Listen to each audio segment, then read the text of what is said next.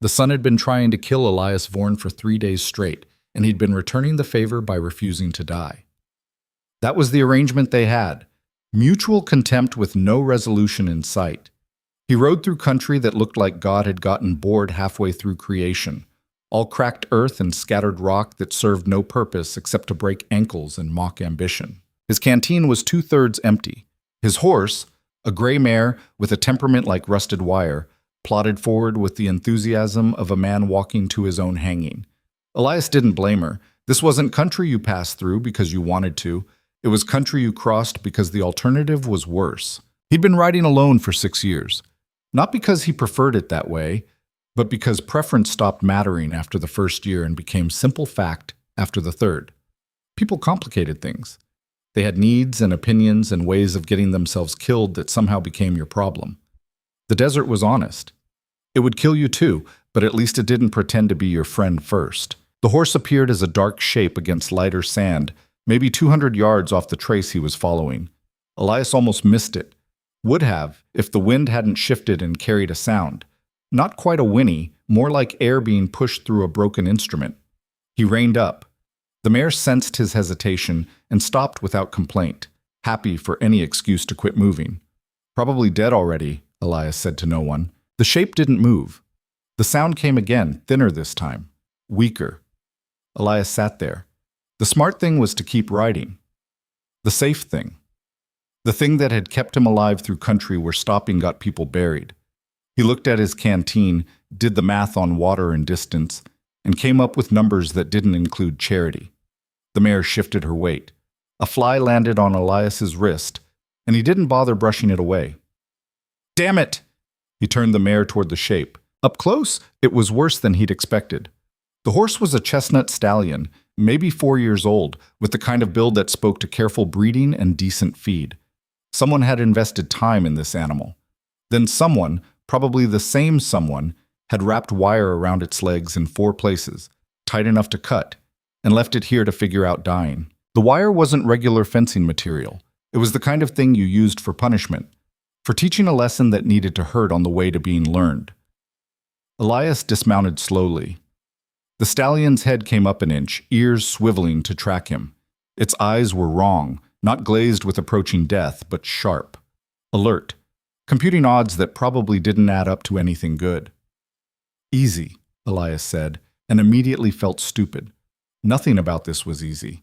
He approached from the side, giving the animal time to decide whether he was another problem or possibly a solution. The stallion's breathing was shallow, rapid. Its coat was dark with sweat and dust and blood that had baked into a crust around the wire.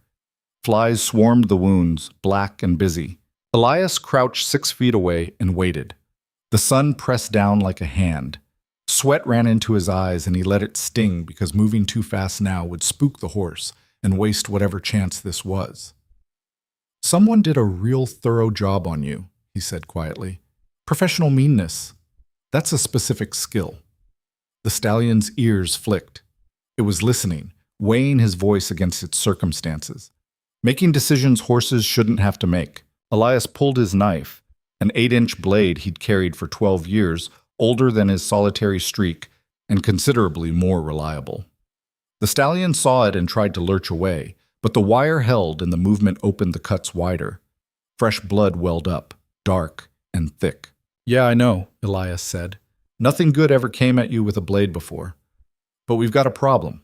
You're going to die out here, maybe in an hour, maybe 3, and I'm going to ride away feeling like shit about it, or we can try something else. He moved closer, slowly, giving the horse time to understand that this approach was different from the one that had left it tied in the sand. The stallion's muscles were bunched tight, ready to fight or flee, or both, except the wire made both options equally useless. Elias reached the first binding, left foreleg, where the wire had cut deepest. The smell hit him, copper and rot mixed with fear sweat. He set the knife against the wire and started sawing. The stallion jerked, then went rigid. Elias kept pressure steady, not talking now because words wouldn't help. The wire parted with a sound like a nail being pulled from green wood. Blood ran fresh, and the horse's breathing hitched. That's one, Elias muttered. He moved to the right foreleg. This wire was older, set longer, crusted with scab material that made the cutting harder. The blade slipped and nicked the horse's leg. The stallion lunged sideways, nearly taking Elias's face off with a blind rear hoof. "All right," Elias said, breathing hard. "Fair." He repositioned, got a better angle. The wire came free. 2 down. The back legs were worse. The bindings there had been cinched tighter, maybe because whoever did this knew a horse with working hind legs could still kick your head into next week. The wire had cut through hide and into muscle. When Elias freed the right leg, the stallion screamed, an awful sound that belonged to slaughterhouses and dying things, not open desert. "Last one," Elias said. His hands were shaking. "Last one and we're done." The final wire came away and the horse collapsed. Just dropped like something cut loose from a ceiling, legs folding wrong, body hitting the sand with an impact that drove dust into the air. It lay there breathing in ragged pulls, flanks heaving. Elias sat back. His knife was smeared red. His hands, too. The sun kept doing its work, indifferent to mercy or its cost. He looked at his canteen, then at the horse, then at the vast empty nothing surrounding them both. "This is stupid," he said. He opened the canteen and poured water over the worst wounds. Not much, just enough to clean some of the blood and give the horse a reason to believe this wasn't another cruelty disguised as help. The stallion's eyes tracked him, still wary but computing different odds now. Elias took off his shirt, ripped it into strips, and wrapped what he could. The bandages were terrible, too loose, too crude, but better than nothing. The horse didn't fight him. That seemed significant. When he finished, he sat in the sand beside the animal and took a drink. One swallow, because that was the ration. The water was hot and tasted like metal. "I'm Elias," he said to the horse. "I don't know why I'm telling you that. You're probably going to die anyway, and this is going to turn out to be the dumbest thing I've done in 6 years." The horse blinked. Its breathing had slowed, steadied. Not healthy, but less like imminent death. "I had a name once that people used," Elias continued. "Back when I lived in places with names. Then I left and it stopped mattering. That happens. You stop being a person and start being a set of choices, and if you make enough of them alone, pretty soon alone is all you know how to be." The stallion shifted its head, eyeing him with an expression that might have been understanding, or might have been confusion. Hard to tell with horses. Elias stood up, every joint complaining. The mare watched this development with suspicion. She didn't like sharing resources or attention, and this wounded stallion represented both. "We're staying here tonight," Elias told her. "Don't give me that look. It's not like we had reservations somewhere better." He set up a minimal camp. No fire, just a bedroll positioned between the horses where he could watch both and anything that might approach with ideas. The sun began its slow surrender to the horizon, turning the sky colors that belonged in churches, if churches existed in country like this. The stallion tried to stand twice, failed both times. The third attempt got it halfway up before the legs gave out again, but Elias saw the determination in that effort. This animal hadn't quit on living yet. That was something. Night came down fast, the way it always did out here. Daylight until it wasn't, no gradual transition to soften the shift. The temperature dropped 15 degrees in as many minutes. Elias wrapped his coat tighter and listened to the desert arrange itself for darkness. That's when he heard them. At first it was just a sense of something wrong, a pressure in the air that made the mare's ears go flat.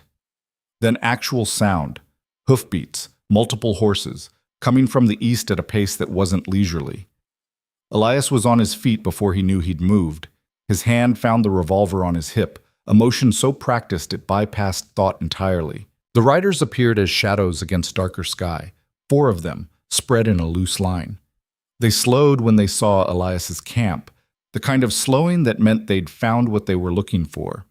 They stopped 30 yards out, close enough to talk, far enough to need raised voices. The lead rider was a thick man on a thick horse, both of them radiating the kind of casual violence that came from never being told no. "That's my horse you got there," the man said. His voice carried easy, used to being heard. Elias said nothing. His hand stayed on his gun. "You deaf?" A different voice, younger. "My brother's talking to you." Brothers, then. That explained the matching arrogance. Elias still didn't speak. Words right now would just fill space that needed to stay empty. The lead rider shifted in his saddle. "Here's what happens next." You step away from that animal. We take what's ours. You ride out. Everybody lives. That how it worked when you wired it up and left it to die? Elias asked. The question hung there for a beat. That horse has a discipline problem, the lead rider said. We were teaching it manners. Seems like a permanent solution to a temporary problem. Seems like you're making this complicated when it doesn't need to be. The rider's hand moved to his own weapon. I'm Calder Hale. This here's my brother Rusk and two of our associates. We own everything in a day's ride of here. That includes horses. That includes the water you probably wasted on our property, and it definitely includes your continued good health. Elias recognized the speech. He'd heard versions of it before, different words, but same meaning. This was the part where reasonable men made reasonable choices and avoided unreasonable consequences. Horses dying anyway, Elias said. Probably won't last the night. Why not just leave it? Because it's ours, Rusk said. The younger brother had a thin, eager voice. Because we say what happens to it. Because that's how things work.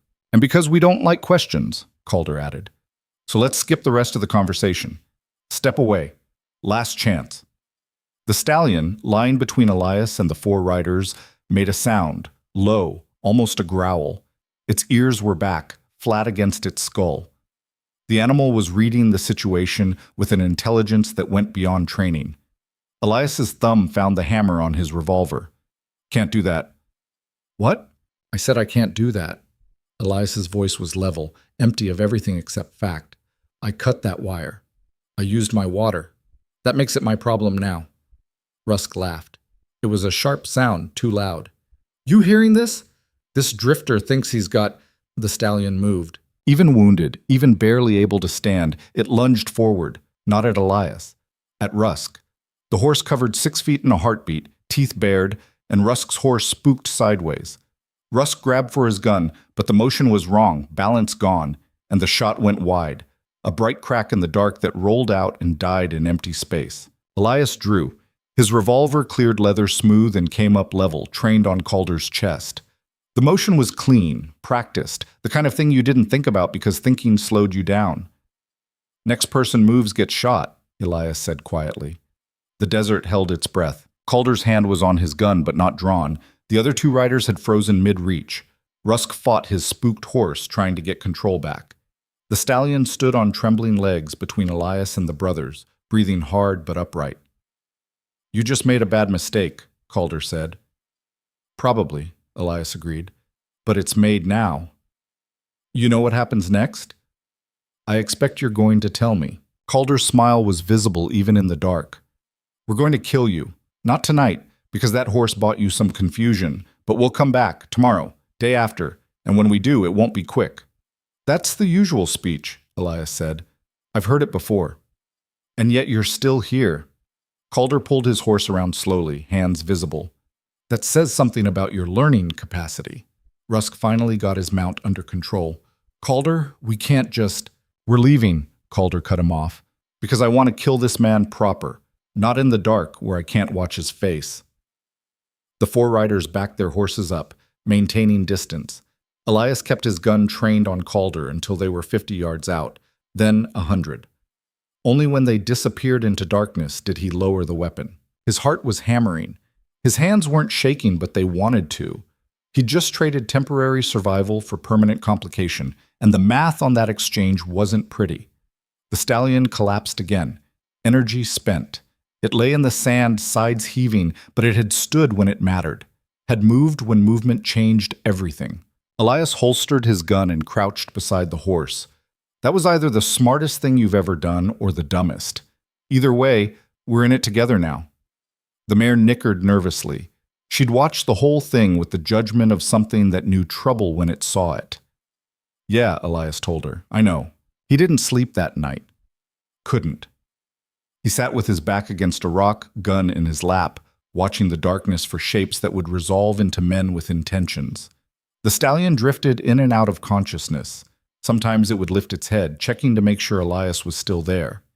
Each time Elias nodded like they had an agreement neither had put into words. Dawn came slow, painting the sky colors that promised another brutal day.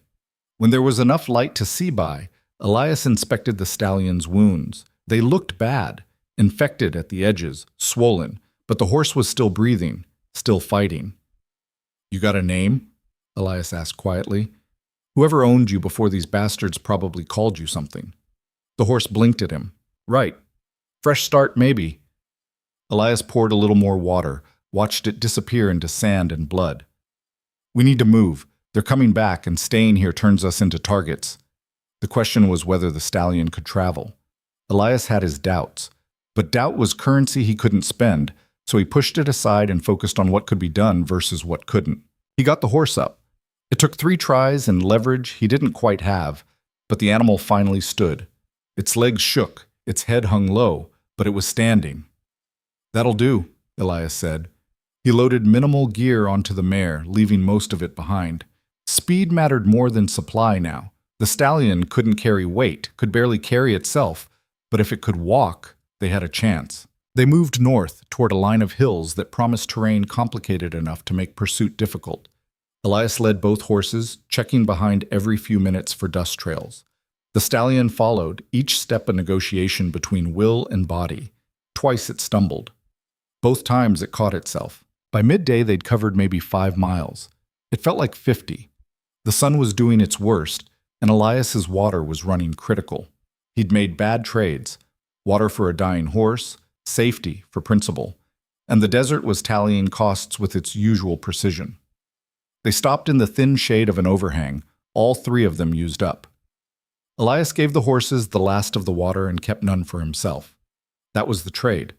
He'd made it, and backing out now wouldn't change the math. The stallion lowered itself carefully to the ground and watched Elias with those sharp, calculating eyes. "You keep looking at me like you're figuring something out," Elias said. His voice was rough, dried by heat and circumstance.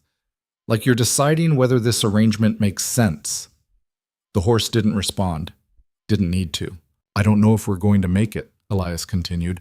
"Probably we're not. Those brothers have friends, resources. I've got a wounded horse and bad decisions. That's not a winning hand." He sat against the rock face, feeling every year of his life in his bones. "But I'll tell you what we do have. We've got forward. That's it. That's the whole strategy. Keep moving forward until forward stops being an option." The mare shifted nervously. She was smart enough to know their situation wasn't good. "There's a canyon system north of here," Elias said, talking to himself now more than the horses. 10, maybe 12 miles. If we can make that, the terrain shifts in our favor. Narrow passages, limited approach angles, turn their numbers into a liability instead of an advantage. The stallion's ear twitched. "Yeah, that's optimistic," Elias admitted. "But optimism and stupidity look a lot alike when you're desperate." He closed his eyes for just a moment, letting exhaustion pull at him. When he opened them, the sun had shifted maybe 20 minutes worth. The desert looked exactly the same, hostile, indifferent, waiting. "All right," he said to the horses. "Let's go be stupid some more." They moved out, 3 figures against endless empty, heading toward hills that promised complication. Behind them, somewhere in that vast stretch of nothing, 4 men were coming. 4 men who'd made their intentions clear. The math was simple. Elias had maybe a day before that gap closed. Maybe less. The stallion limped beside him, keeping pace despite legs that should have quit. The animal was running on something beyond physical capability, some reserve that existed past pain. Elias knew that place. He'd lived there for 6 years, riding alone, avoiding attachment, treating survival like a solo activity. And now here he was, betting everything on a horse that probably wouldn't live, and a principle that definitely wouldn't pay. "This is the dumbest thing I've ever done," he said aloud. The stallion snorted. It might have been agreement. It might have been something else. Either way, they kept walking. The sun hammered down. The hills got closer, inch by inch, and behind them, getting closer too, 4 riders followed a trail that couldn't be hidden. This was how things ended, Elias figured, not with glory or meaning, but with bad choices made for reasons that seemed important at the time. He'd stopped when he should have ridden on. He'd stayed when he should have left. He'd drawn a line when any smart man would have erased it. And somehow, despite all that, he didn't regret it. The stallion walked beside him, stubborn and hurting and refusing to quit. "Whatever happens," Elias said quietly, "you stood. When it mattered, you stood. That counts for something." The horse's ear flicked toward him, listening, understanding maybe, in whatever way horses understand. They walked into afternoon, 2 men and 2 horses, heading toward a canyon that might save them or might just delay the inevitable. The desert watched, indifferent as always, keeping its own counsel about which outcome made more sense. The canyon mouth opened like a wound in the earth, dark and narrow, and promising exactly the kind of complications Elias needed. They reached it 2 hours before sunset, all 3 of them running on fumes and spite.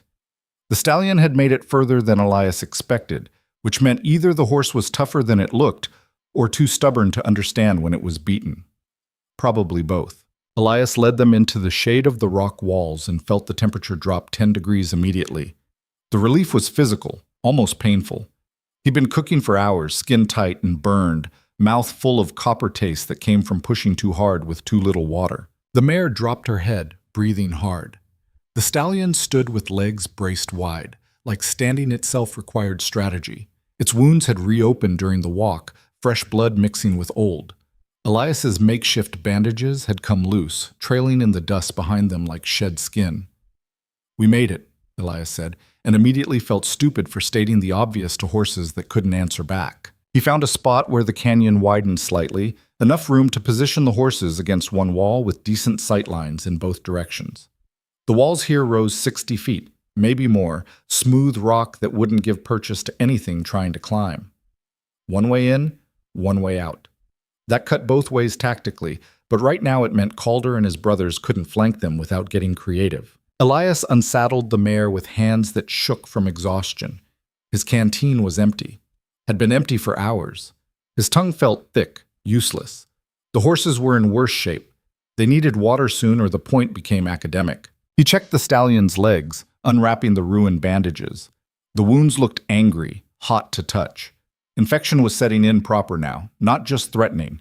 The horse needed more than Elias could provide with a knife and torn shirt. It needed a veterinarian, antibiotics, rest, things that existed in towns with names, not canyons in the middle of nowhere.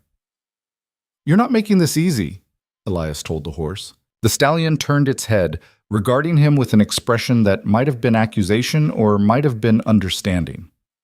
Hard to say. Elias had spent 6 years alone specifically to avoid having to interpret looks like that. He sat down hard, back against rock that still held the day's heat. Every muscle in his body filed a complaint. He ignored them all with the practice of someone who'd learned to override his physical limitations through sheer bloody-mindedness. The sun was dropping fast now, turning the canyon walls orange and red. In maybe an hour it would be dark. Calder would come then, probably. Night made sense for an ambush, except this canyon took away most of the advantage darkness usually provided. The approaches were too narrow, too controlled.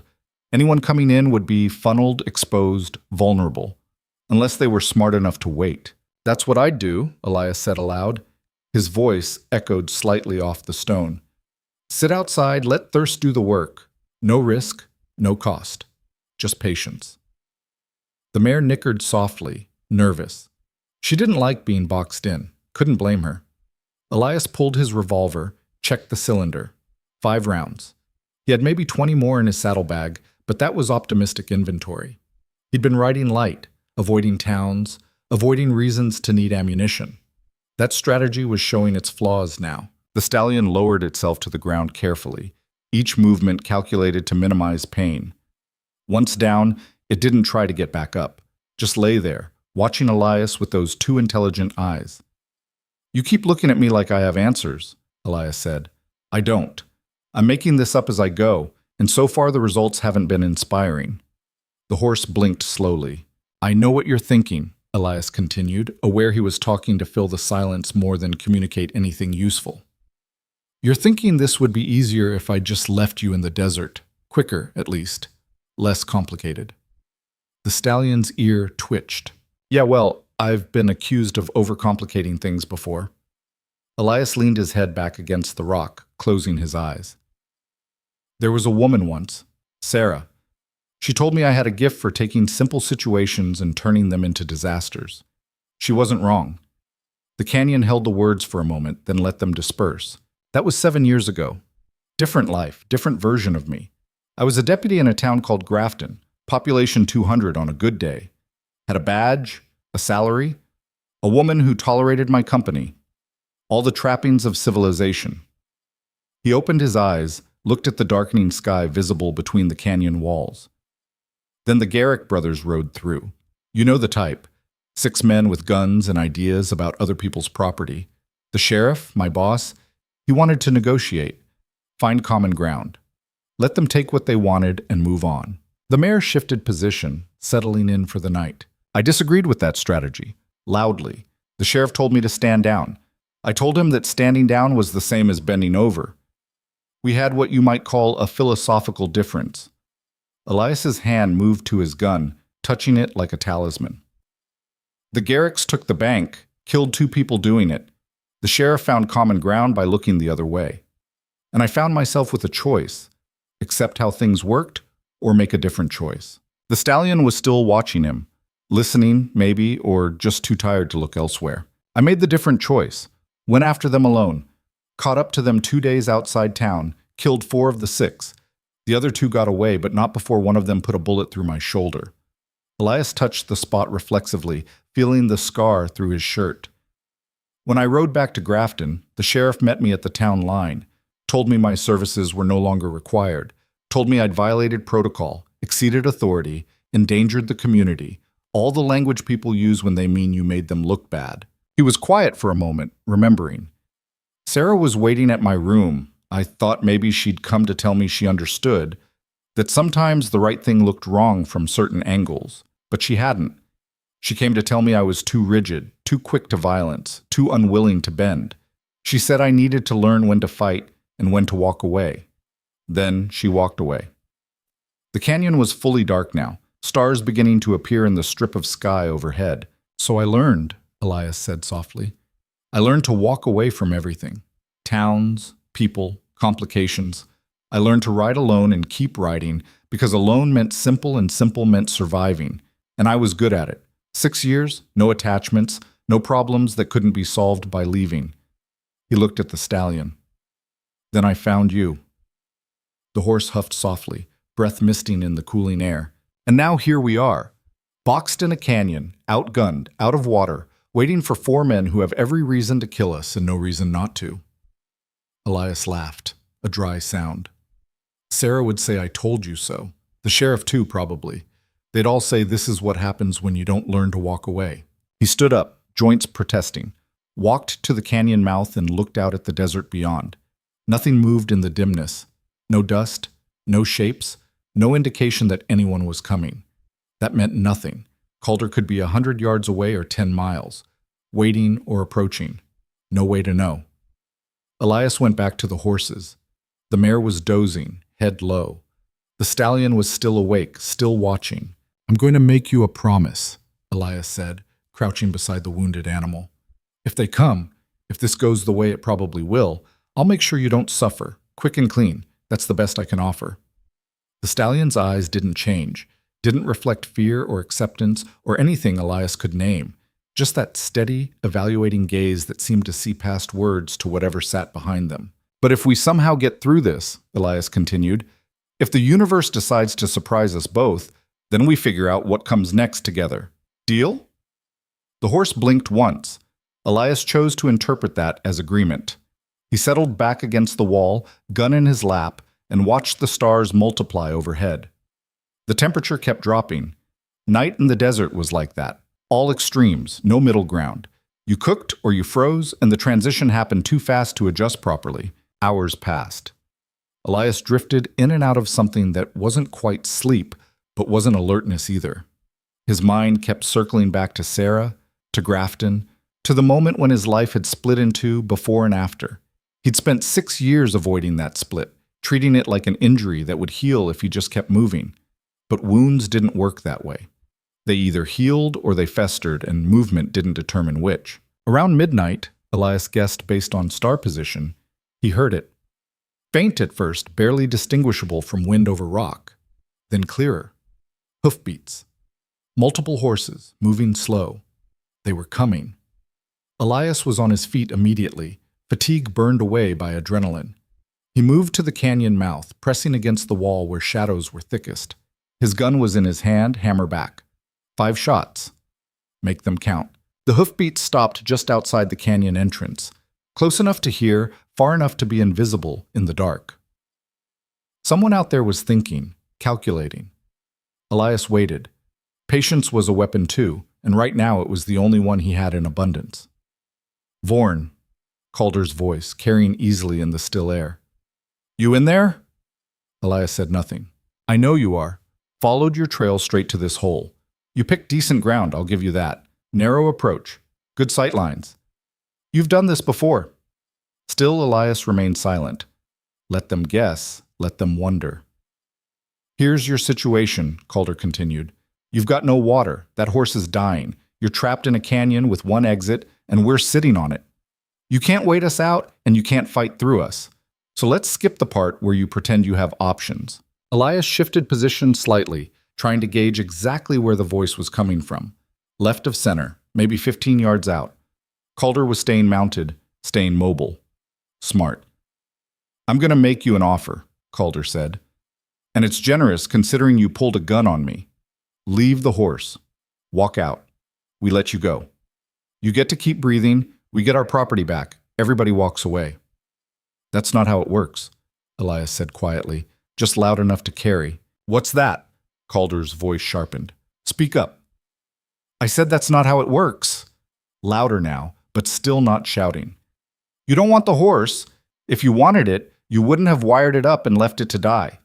This is about something else. Silence from outside. Elias had hit something true. This is about you making a point, Elias continued. About control. About making sure everyone knows you own everything in a day's ride. That horse stopped being property the second it became a lesson. And lessons don't take well to being interrupted. You think you're smart, Calder said. The friendly tone was gone now, replaced by something colder. You think you've got it figured out? I think you're going to come in here whether I give up the horse or not, Elias said. Because letting me walk away sends the wrong message. Makes you look weak. And men like you can't afford to look weak, not out here where weakness gets you killed. More silence. Elias counted heartbeats. Got to 15 before Calder spoke again. You're right, Calder said simply. You're absolutely right. I am coming in there. And when I do, you're going to wish you'd taken the offer. Probably, Elias agreed. But wishes don't change what is. He heard movement outside. Low voices conferring. They were making a plan, which meant they weren't stupid. Stupid would have been easier. Elias moved back to where the horses were. The mare was fully awake now, ears flat, sensing the threat. The stallion had lifted its head, nostrils flared. Even wounded, even barely functional, it knew violence was coming. They're going to try something clever, Elias told the horses. Maybe send one man in as bait while the others find an angle. Maybe wait till dawn and use light against us. Maybe just rush the entrance and bet their numbers beat my aim. The stallion struggled to its feet. The effort looked like agony, but the horse made it upright. Standing on those ruined legs, swaying but upright. What are you doing? Elias asked. The horse moved toward the canyon entrance. Not fast, not graceful, but deliberate, like it had made a decision. No, Elias said. Absolutely not. Get back here. The stallion ignored him, kept moving forward, each step a negotiation with gravity and pain. It positioned itself in the canyon mouth, silhouetted against the lighter darkness of the open desert beyond. You're going to get yourself killed, Elias hissed. That's their target now. The horse didn't move, just stood there, blocking the entrance with its body. Outside, Elias heard surprise in the voices. They'd seen the horse. Were trying to figure out what it meant. A wounded animal standing in the kill zone like it had strategic value. Rusk, Calder said, loud enough for Elias to hear. Shoot the damn horse. You said you wanted it back, Rusk replied. That was before it made itself a barricade. Shoot it. Elias heard the hammer cock, heard Rusk's horse shift position, angling for a clear shot. The stallion didn't move, didn't flinch, just stood there like standing meant something beyond survival. Elias made a choice. He moved fast, covering the distance to the canyon mouth in 4 strides, grabbed the stallion's mane and hauled it backward just as the shot cracked. The bullet hit rock where the horse's head had been, sparking orange in the dark. You're insane, Elias told the horse. Completely insane. Return fire came immediately. 2 shots, 3, aimed at where Elias's muzzle flash would have been if he'd fired back. But he hadn't. so the bullets hit stone and whined off into darkness. Elias dragged the stallion further back, putting rock between them and the shooters. "Cease fire!" Calder's voice cut through the noise. "You're wasting ammunition." The shooting stopped. Elias's ears rang in the sudden quiet. "That was your horse saving you, Vorn," Calder called out. "Won't happen twice." Elias didn't answer. He was checking the stallion over, looking for new wounds. The horse had somehow avoided getting shot, which seemed like either incredible luck or something else. Elias didn't believe much in luck. "New plan," Calder said. "We wait. No food, no water, no way out. Give it 24 hours, you'll be ready to deal. Give it 48, you'll be dead anyway, and we just walk in and take what's ours." "You've got the patience for that?" Elias asked. "I've got supplies and men to rotate watch. What have you got?" Fair question. Elias had a half-dead horse, an exhausted mare, and principles that were starting to look expensive. "I've got time to think about all my poor choices," Elias said. "That's worth something." Calder laughed. It sounded genuine, almost friendly. "You're an odd man, Vorn. In another situation I might even like you, but this situation is what it is." "Yeah," Elias said quietly. "It is." He heard the riders pull back, putting distance between themselves and the canyon mouth. Not leaving, just repositioning to somewhere they could watch and wait in comfort. Siege tactics. Effective, boring, and nearly impossible to counter without resources. Elias sat down heavily. The stallion stood beside him, close enough to touch. The mare watched both of them with the expression of someone witnessing bad decisions compound themselves. "We need water," Elias said aloud. "Without it, Calder's right. We're on a clock." The canyon offered no solutions. Rock and sand and the memory of water that might have flowed here centuries ago, but wasn't flowing now. Elias tried to think through options. Could they slip out after full dark? No, Calder would have sentries, and the mare couldn't move quiet enough. Fight through? 4 against 1, even with terrain advantage. Those were losing odds. Wait them out? With what water? The stallion lowered its head, nosing at Elias's empty canteen where it lay on the ground. The gesture looked almost accusatory. "I know," Elias said. "If I'd left you in the desert, I'd have water now, but I didn't, and here we are." The horse snorted. "You disagree? Fine. Tell me your plan. I'm open to suggestions." The stallion turned its head, looking deeper into the canyon, away from the entrance, into the darkness where the walls narrowed further. Its ears were forward, focused on something Elias couldn't see. "What?" Elias stood up, following the horse's gaze. "What are you—" Then he heard it, faint, almost subliminal. The sound of water moving over stone. Not much, not a river or even a stream, just the whisper of moisture in a place that shouldn't have any. "There's no water in here," Elias said, but he was already moving, following the sound deeper into the canyon. The stallion limped after him, the mare bringing up the rear, all three of them following that impossible whisper. The canyon bent sharply left, narrowing to shoulder width. Elias had to turn sideways to fit through, the horses pressing close behind. It was fully dark here, no starlight reaching this deep. Elias moved by feel, hands on rock, feet testing ground before committing weight. The sound of water grew clearer, definite now, not imagined. Elias's heart, which had been running on fumes and determination, found an extra gear. The canyon opened suddenly into a space maybe 20 feet across.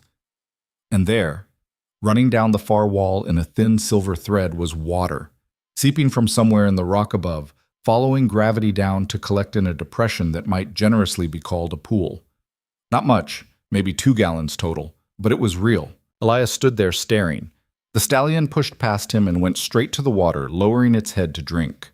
The mare followed, both horses sipping carefully, like they couldn't quite believe it either. "How did you know?" Elias asked the stallion. The horse didn't answer, too busy drinking, but its ears flicked back toward Elias, acknowledging the question even if no answer was forthcoming. Elias waited until the horses had drunk their fill, then crouched and cupped his hands in the cold water. It tasted like minerals and stone and salvation. He drank slowly, letting his body adjust to the sudden influx. 3 handfuls, then he stopped, making sure there'd be enough for the horses later. He filled his canteen from the seep, watching water collect drop by drop. It would take time, but time was suddenly something they had more of. Not a lot more, but enough to change the immediate equation. This doesn't solve everything, Elias told the horses. We're still trapped. They're still out there. But it buys us options. The stallion had settled down near the water, close enough to guard it or drink again if needed. The mare positioned herself near the entrance to the small chamber, nervous but less panicked than before. Elias sat against the wall and let exhaustion catch up to his body. Now that immediate death by thirst was off the table, all the other ways he was broken demanded attention. His shoulder ached from the old bullet wound, aggravated by hauling the stallion around. His legs felt like someone had replaced the muscles with wire. His head pounded from dehydration that was only now beginning to ease. I need to think, he said to no one. Need to figure out how to turn this from a siege into something we can survive. The stallion's breathing had steadied. The water and rest were helping, buying the horse a reprieve from the immediate slide toward death. Not a cure. The leg wounds were still infected, still serious, but a pause in the decline. Elias closed his eyes and tried to think tactically. Calder had numbers and patience. Elias had terrain and apparently water. The canyon mouth was defensible, but also a trap. Anyone trying to leave would be exposed, silhouetted, easy to shoot. Unless... He opened his eyes, looking at the narrow passage they'd come through. The bend. The tight squeeze that forced single-file movement. An idea started forming, ugly and desperate, but maybe workable. They expect us to either stay put or try to break out, Elias said slowly. They don't expect us to invite them in. The mare's ears swiveled toward him. What if we make them come to us? Make them come through that passage where their numbers don't matter because they can't spread out? Elias stood up, following the thought. They'd be funneled, exposed, vulnerable, turn their advantage into a liability. The stallion lifted its head, watching him. But they're not stupid, Elias continued. Calder won't commit everyone. He'll send scouts first, test the approach. So we'd need bait. Something that makes them think we're vulnerable, desperate enough that they can take us easy. He looked at the horses, at the stallion specifically. No, Elias said immediately. Absolutely not. I'm not using you as bait. That's not happening. The horse held his gaze, that too intelligent look that seemed to suggest it had opinions about strategy that didn't align with Elias's objections. Don't look at me like that, Elias said. You can barely stand. Putting you in danger is the opposite of the point. The stallion snorted, managed to sound dismissive, which shouldn't have been possible for a horse, but somehow was. Elias ran his hands through his hair, tugging slightly. We need a better plan. Something that doesn't require sacrificing either of you or me. Think. He paced the small chamber, 3 steps in each direction, working through scenarios. Dawn would come in maybe 4 hours. Calder would probably wait for light, easier to see, easier to aim, easier to control the situation. That gave Elias a window to prepare. Traps, he said suddenly.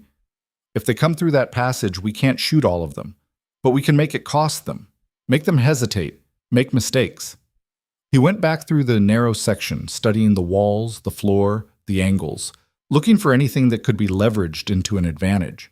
The rock was solid, old, unforgiving, but there were loose stones near the entrance, pieces that had spalled off over time, and higher up, an overhang that looked questionable. Elias spent the next 2 hours working.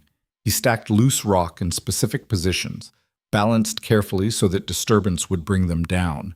Not enough to kill anyone, but enough to spook horses, create noise, add chaos. He rigged his spare rope across the passage at ankle height, concealed under a thin layer of sand. Small things, nuisance-level obstacles, but they'd add up. The stallion watched him work, occasionally huffing what might have been approval or might have been skepticism. The mare mostly slept, conserving energy with the wisdom of an animal that understood the next day would be worse than this one. By the time Elias finished, his hands were bleeding from rock work, and his body was threatening to shut down from exhaustion. But the canyon entrance was now something more than just a door. It was a gauntlet, small and crude, but better than nothing. He went back to the water, drank again, refilled his canteen. The seep was still producing, slower now but steady. Life was stubborn like that, finding ways to persist in places that should be dead. Here's what I think happens, Elias said to the horses. Dawn comes. Calder sends someone to scout, see if we're still alive. When that scout gets close, we let them see you. He gestured at the stallion. standing at the entrance, looking weak. They report back. Calder thinks we're vulnerable, decides to press, sends his men through that passage. The stallion's ears flicked forward. When they come through, they hit the rope, probably spook. Loose rocks fall, adds to confusion. In that chaos, I have maybe 3 seconds to fire before they can effectively return shots. 5 bullets, 4 men. I need to make those shots count. It was a terrible plan.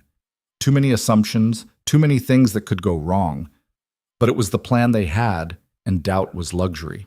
The alternative is we wait for thirst to kill us or Calder to get impatient, Elias said. I've had better options before. I've also had worse. He settled against the wall one more time, gun in his lap, and watched the darkness outside start to thin. Morning was coming, inevitable as gravity. With it would come decisions that couldn't be unmade and consequences that wouldn't care about intentions. The stallion stood up as the first light touched the canyon walls. Moved to the entrance without prompting, taking position like it understood its role in this desperate gamble. The horse looked terrible, wounded, exhausted, legs trembling, but it stood there anyway. Last chance to back out, Elias said quietly. We could try waiting them out. Take our chances with time. The stallion didn't move. Right, Elias said. Forward it is. He positioned himself behind a rock outcrop with a clear view of the passage. 5 rounds in the cylinder, thumb on the hammer. His hands were steady despite everything. Muscle memory from a life he'd left behind, but apparently hadn't forgotten. The sun cleared the horizon, painting everything orange and gold. Beautiful, if you had time to appreciate that sort of thing. Elias didn't.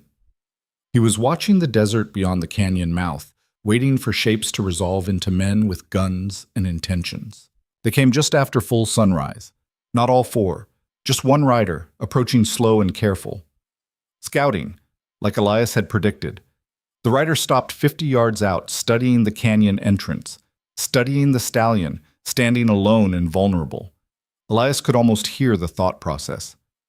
Horse is still alive. Means they have water somehow. But the horse looks half dead. Means they're still in bad shape. Worth reporting. The scout turned his horse and rode back. Disappeared into the desert shimmer. Here we go, Elias muttered. They waited. 10 minutes. 15. The stallion stood motionless, conserving energy. Elias's finger rested outside the trigger guard, patient. The mare, deeper in the canyon, nickered softly. Then 4 riders appeared, all of them this time. Calder in the lead, Rusk beside him, the 2 others flanking. They stopped at the canyon entrance, close enough that Elias could see faces clearly. Calder looked tired but determined. Rusk looked eager, hungry for resolution. The other 2 looked like men following orders without much investment in the outcome. Vorn, Calder called. Time's up. We're coming in. You can surrender or we can drag your corpse out. Your choice. Elias said nothing. Let silence be the answer. Have it your way, Calder said. He gestured to one of the men. Cole, your point. Careful through that entrance. The man called Cole dismounted, drew his gun, and approached the canyon mouth. The stallion didn't move. Cole studied it, probably wondering if the horse was even alive or just standing through rigor mortis and spite. He stepped into the canyon, past the stallion. 3 steps. 4. His boot hit the concealed rope, went down hard, gun flying from his hand. Before he could recover, Elias fired. The shot took Cole in the shoulder, spinning him sideways. He went down shouting. The noise triggered everything else. Loose rocks Elias had positioned started falling. The other 3 men rushed the entrance, trying to help Cole or secure position or both. Rusk's horse spooked at the falling rocks, reared. The stallion moved then, lunged at the nearest rider with teeth bared, not causing real damage but creating chaos. Elias fired again, caught one of the other men in the leg. The man dropped, cursing. 3 rounds left. 2 men still operational. Calder was shouting orders, trying to organize the chaos. But the narrow passage and falling debris made organization impossible. He fired twice toward where Elias was positioned, but the angles were wrong, bullets hitting rock 10 feet to the left. Elias shifted position, using the smoke and confusion. Fired his 3rd shot. Missed. The bullet sparked off stone behind Rusk's head. 2 rounds remaining. Pull back, Calder was yelling. Pull back, regroup. The 2 wounded men scrambled backward, helped by Rusk. Calder fired twice more, covering their retreat. Neither shot particularly close to Elias. Then they were out of the canyon, dragging injured men and spooked horses, leaving nothing behind except dust and blood and the echo of gunfire. The stallion stood in the entrance, breathing hard, legs locked. It looked like it might collapse any second, but somehow didn't. Elias lowered his gun, hands shaking now with aftermath adrenaline. 2 rounds left. 2 wounded enemies, maybe 3 if you counted the man he'd shot initially but hadn't killed. The math had shifted, but not enough. Calder still had numbers, still had patience, still had the ultimate advantage of being outside with supplies and options. That bought us maybe an hour, Elias said to the stallion, before they try something else. The horse finally moved, limping back to where the water was. Elias followed, legs unsteady. He drank again, hands cupped, water spilling through his fingers. Outside, he could hear Calder yelling at his men. The words weren't clear, but the tone was anger, frustration, determination. This had stopped being about a horse or property. It was personal now, and personal made men dangerous in specific ways. We hurt them, Elias said. That's something. But hurting someone and stopping them are different things. The stallion drank water, then stood with its head low, sides heaving. The effort of the fight had cost it something important. Elias could see it in the way the horse held itself, the way its legs trembled more than before. I'm sorry, Elias said quietly. This wasn't supposed to fall on you. You were supposed to be the thing I was saving, not the thing I was risking. The horse lifted its head slightly, meeting his eyes. And in that look, Elias saw something he recognized, because he'd felt it himself. The understanding that sometimes survival meant accepting costs you couldn't calculate in advance. Outside the canyon, Calder was making new plans. Inside, Elias had 2 bullets and a dying horse and stubbornness that might or might not be enough. The sun climbed higher. The day grew hot. And somewhere in the math between desperation and determination, the next move was taking shape. The silence after gunfire always felt wrong to Elias, like the world was holding its breath and waiting for permission to start making sense again. He sat with his back against cold stone, gun still in his hand, and listened to Calder's men reorganize themselves outside the canyon. Someone was groaning, probably Cole, the one Elias had shot first.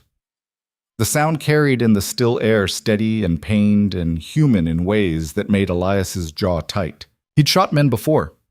Back in Grafton, then later during the 6 years of riding alone when avoiding trouble sometimes meant creating worse trouble.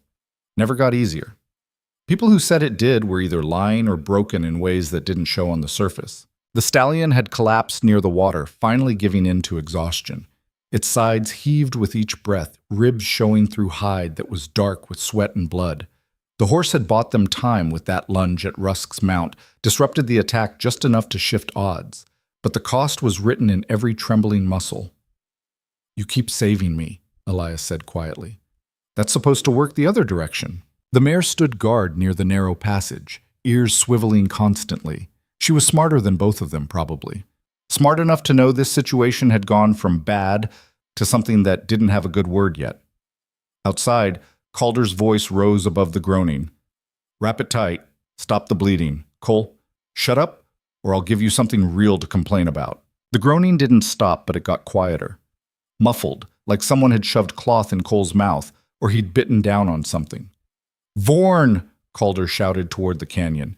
You hear me? Elias stayed quiet. Let Calder wonder.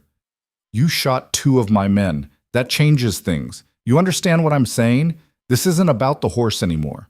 This is about blood. Still, Elias said nothing. Words right now would just fill space that needed to stay empty. Let Calder understand he was talking to someone who'd stopped negotiating. I've got wounded men who need a doctor, Calder continued, which means I don't have time for patience anymore. So here's what happens next. I'm going to kill that horse first. Put a bullet in it from out here, where you can't do anything about it. Let you watch. Then I'm going to starve you out or smoke you out or dig you out, whichever comes first. And when I get my hands on you, what happens next won't be quick. Elias looked at the stallion. The horse's eyes were closed now, breathing slower. Resting or dying, hard to tell the difference at this point. He's bluffing, Elias said quietly. He can't shoot you from out there without coming in closer, and getting closer means exposing himself to return fire. The stallion's ear flicked slightly, listening even in exhaustion. But he's also not entirely bluffing, Elias admitted, because eventually he'll figure out an angle or wait long enough that his confidence comes back. And when it does, we're in trouble. He checked his revolver again. 2 rounds. 2 chances to make something impossible happen. The math was getting worse by the hour. Elias stood up, every joint protesting. He needed to think, needed to find some angle Calder hadn't considered. The canyon was defensible, but also a coffin. The water kept them alive, but didn't solve the fundamental problem of being outnumbered and trapped. He walked to the narrow passage, staying in shadow, and peered out toward where Calder's men had withdrawn. He could see them maybe 100 yards out, 3 figures moving around a fourth who was sitting or lying down. Cole, probably, getting his shoulder wrapped. The other man Elias had shot in the leg was up and moving, so that wound wasn't severe enough to take him out of the fight. 3 operational men outside, 1 wounded but mobile, 1 badly hurt. Against Elias, with 2 bullets and a mostly dead horse. The odds were clear, and they weren't good. Movement caught his eye. One of Calder's men was climbing, working his way up the rocks to the east of the canyon mouth, trying to get elevation, get an angle that would let him shoot down into the canyon without exposing himself to return fire. Smart. Exactly what Elias would do in Calder's position. "We've got a problem," Elias called back to the horses. "They're going high." The mare shifted nervously. The stallion didn't respond, too exhausted or too hurt to care about problems that were still developing. Elias moved back through the passage to where his saddlebags lay. He dug through them, looking for anything useful. Spare ammunition, 23 rounds for a gun that currently held 2, which would be helpful if he had time to reload under fire. A box of matches, half empty. Some dried meat that was more leather than food. A steel needle and thread. Nothing that solved the immediate problem of a man getting high ground. He went back to the entrance, watching the climber's progress. The man was maybe 30 feet up now, moving carefully but steadily. In another few minutes, he'd have position, and then every time Elias or the horses moved near the entrance, they'd be exposed to fire from above. "I could take the shot," Elias muttered. "Use one of my 2 bullets. Maybe hit him, maybe not. Or save the rounds for when Calder comes through that passage." Both options were bad. That was becoming a theme. The climber reached a ledge and settled in, checking his rifle. Long gun, better range and accuracy than Elias's revolver. The math kept getting worse. Then the stallion made a sound. Not quite a whinny, more like a grunt of effort. Elias turned to see the horse struggling to its feet again, legs shaking so badly it looked like standing was taking every ounce of will the animal had left. "Stay down," Elias said. "You've done enough." The horse ignored him, took 1 step, then another, moving toward the canyon entrance with determination that didn't make sense given its condition. "What are you doing?" Elias moved to intercept, but the stallion pushed past him with surprising force. "You can't even walk straight. Where do you think you're going?" The horse reached the entrance and stood there, fully visible to anyone watching, including the man on the ledge, who was raising his rifle, sighting down the barrel. Elias's hand was moving before his brain finished processing. Drew his revolver, aimed high toward the ledge. The man saw the motion, started to shift his aim from horse to human. Elias fired. The bullet sparked off rock 3 feet to the left of the climber. Miss. 1 round remaining, but the near miss did what it needed to, made the man flinch back, lose his position, scramble for better cover. Bought seconds, nothing more. The stallion turned and limped back into the canyon. Mission apparently accomplished. Whatever mission that had been. "You just cost us a bullet," Elias said. His voice came out harsh, edged with fear that had nowhere else to go. "We had 2 shots left. Now we have 1. 1 bullet against 3 men and whatever plan Calder's working on." The horse reached the water and stood there, breathing hard. Didn't look apologetic. Didn't look like it regretted anything. Elias holstered his gun, hands shaking now. The adrenaline spike was fading, leaving behind the crash. His body wanted to shut down, find a corner and sleep for 16 hours. His mind was racing, trying to calculate odds that kept coming up 0. "I don't know what you want from me," Elias said to the stallion. "I don't know what you think I can do with 1 bullet and bad options." The horse lowered its head to drink. The mare watched both of them with an expression that might have been judgment or might have been sympathy. Hard to tell with horses, and Elias was too tired to care about the distinction. He sat down hard, back against the wall. The canyon felt smaller now, more like a cell. The sun was fully up, heat building, turning the stone into an oven. By midday, it would be unbearable. By night, it would be freezing again. The desert's usual routine, indifferent to whatever human drama was playing out. I had a teacher once, Elias said aloud. Talking to horses again, talking to himself, didn't matter anymore. Back when I was learning to shoot, before Grafton, before the badge. His name was Samuel Kerr, and he was the best shot I ever saw. Could hit a playing card at 50 yards, moving target at 70. I asked him once what his secret was. The stallion's ear flicked toward him. He said the secret was knowing when not to shoot. Said most men died because they fired when they shouldn't have, wasted rounds on shots that didn't matter. He told me to count my bullets like they were heartbeats.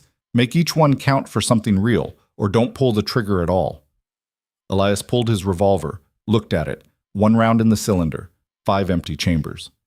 I've got 1 heartbeat left in this thing, he said. So whatever happens next, it better count.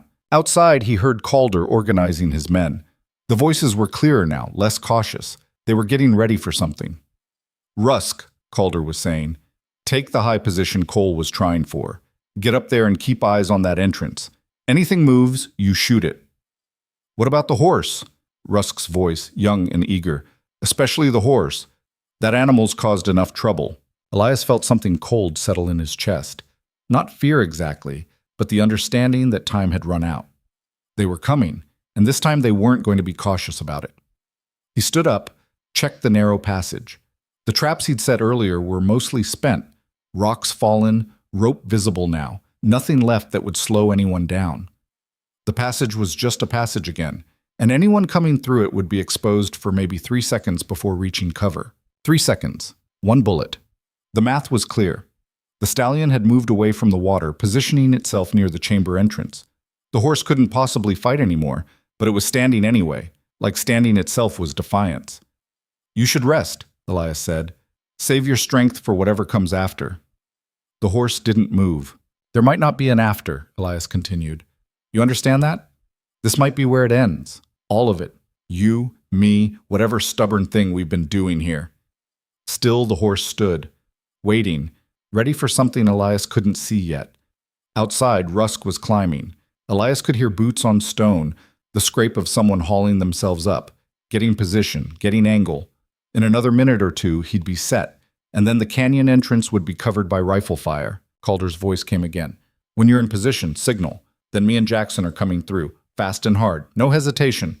We clear that passage, secure the space, end this. Jackson must have been the name of the man who wasn't wounded. 2 men coming through, one with rifle support from above. Professional tactics, the kind that worked because they'd worked before.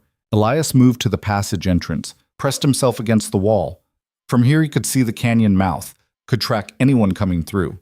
But he'd also be exposed to fire from Rusk's position once the shooting started. 1 bullet, 2 targets at minimum, 3 if he counted Rusk. The math didn't work any way he calculated it. The stallion moved. Not toward the entrance, toward Elias. The horse pushed against his shoulder with its head, not hard but insistent, like it was trying to communicate something. What? Elias asked. What do you want?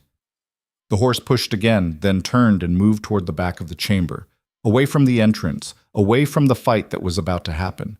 It looked back at Elias, waiting. You want me to run? Elias said. There's nowhere to run to. This canyon ends. Dead end, no exit. The stallion huffed, impatient, moved further back into shadows where the chamber narrowed, still looking at Elias, still waiting. I haven't checked back there, Elias admitted. Didn't seem relevant since we had water here, but you think... He stopped, started moving toward where the stallion stood. The chamber did narrow, pinching down to what looked like a crack in the wall. Maybe a foot wide at its widest, disappearing into darkness. Elias had dismissed it earlier as nothing, just where the water came from. But the horse was standing there like it meant something more. This doesn't go anywhere, Elias said, but he was already moving closer, already trying to peer into the darkness beyond. It's just a crack. Even if it does go somewhere we can't fit through, you definitely can't. The stallion pushed against him again, insistent. Outside, Rusk's voice called down. In position! Go! Calder shouted. Elias heard boots hitting sand moving fast. They were coming. He looked at the narrow crack, at the stallion, at the mare who was backing toward them both with ears flat. No time to think, only time to choose. "If this doesn't work, we're trapped worse than before," Elias said. The horse pushed past him, forcing its body into the crack. Somehow, impossibly, it fit. The passage was wider than it looked from outside, or the horse was more flexible than physics should allow. Either way, the stallion was moving into darkness, disappearing. The mare followed without hesitation, squeezing through. Elias heard voices in the passage now, close, Calder and Jackson, moving fast like they'd planned. He holstered his gun, grabbed his saddlebags, and pushed into the crack. The rock caught his shoulders, held him for a terrible moment where he thought he'd gotten stuck. Then he twisted, angled different, and slid through. The darkness swallowed him. Behind, he heard Calder burst into the chamber. "Where?" Calder's voice, confused. "They were just here, search it." "There's nothing here," Jackson said. "Just rock and water. No exit." "Check everything. They didn't vanish." Elias stayed frozen in the dark, barely breathing. The crack continued beyond where he stood, widening slightly. He could hear the horses ahead, their breathing, their movement.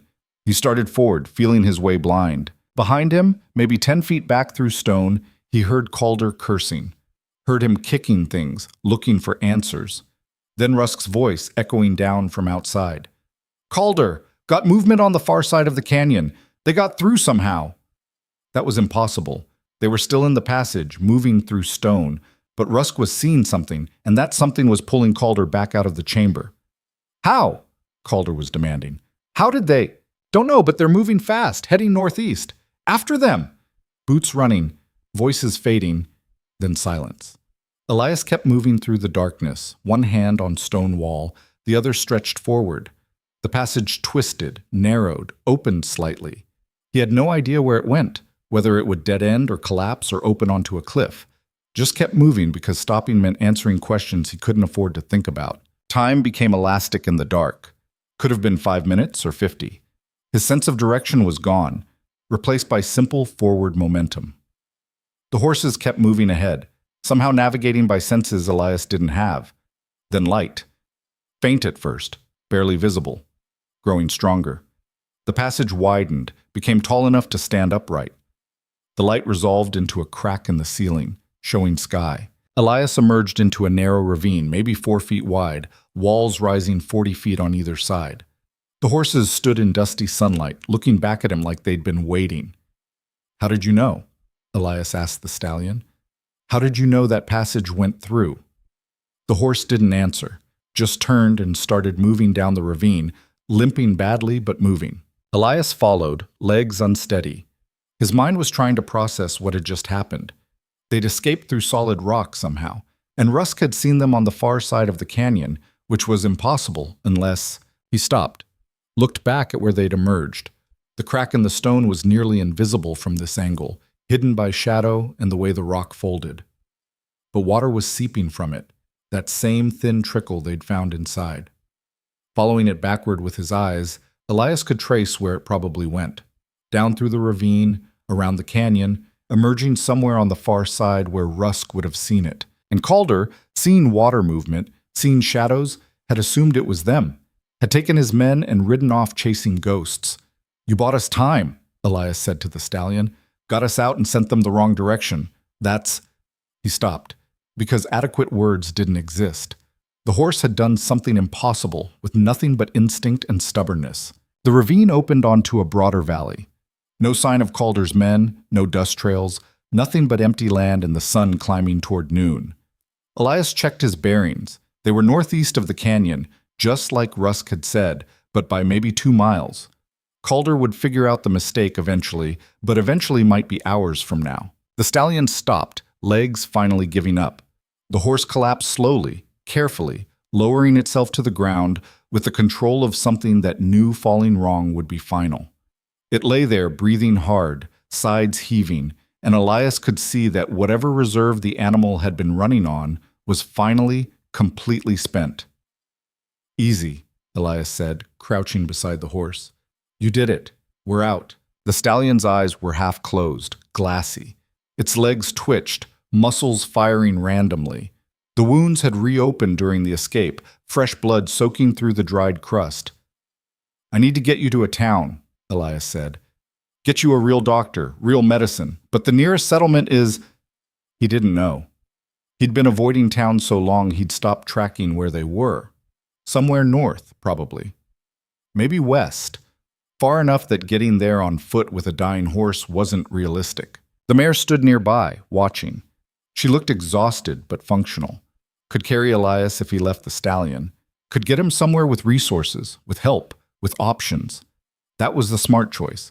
Leave the horse, save himself, come back with help if it made sense. It was the same calculation he'd refused to make in the desert 3 days ago, except now the stakes were higher and the odds worse. "I'm not leaving you," Elias said quietly. "I know that's stupid. I know it doesn't make sense. But I'm not doing it." The horse's ear flicked slightly. "We're going to rest here for an hour," Elias continued. "Give you time to recover what you can. Then we move. Slow as you need. We find water, find shelter, figure out next steps. Together." He sat beside the stallion, back against a rock that still held morning coolness. The mare settled nearby, head low. All three of them used up, running on nothing but the biological imperative to keep breathing. Elias's hand found his gun. 1 bullet left. He took out the other rounds from his saddlebag, started loading the empty chambers. The action was mechanical, soothing. Click, rotate. 6 rounds total now. Better odds, but not by much. "I keep thinking about Sarah," he said aloud. "About what she said when she left. That I didn't know when to walk away. She was right. I don't. Never have." The stallion's breathing had slowed, steadied. Not healthy, but less like immediate dying.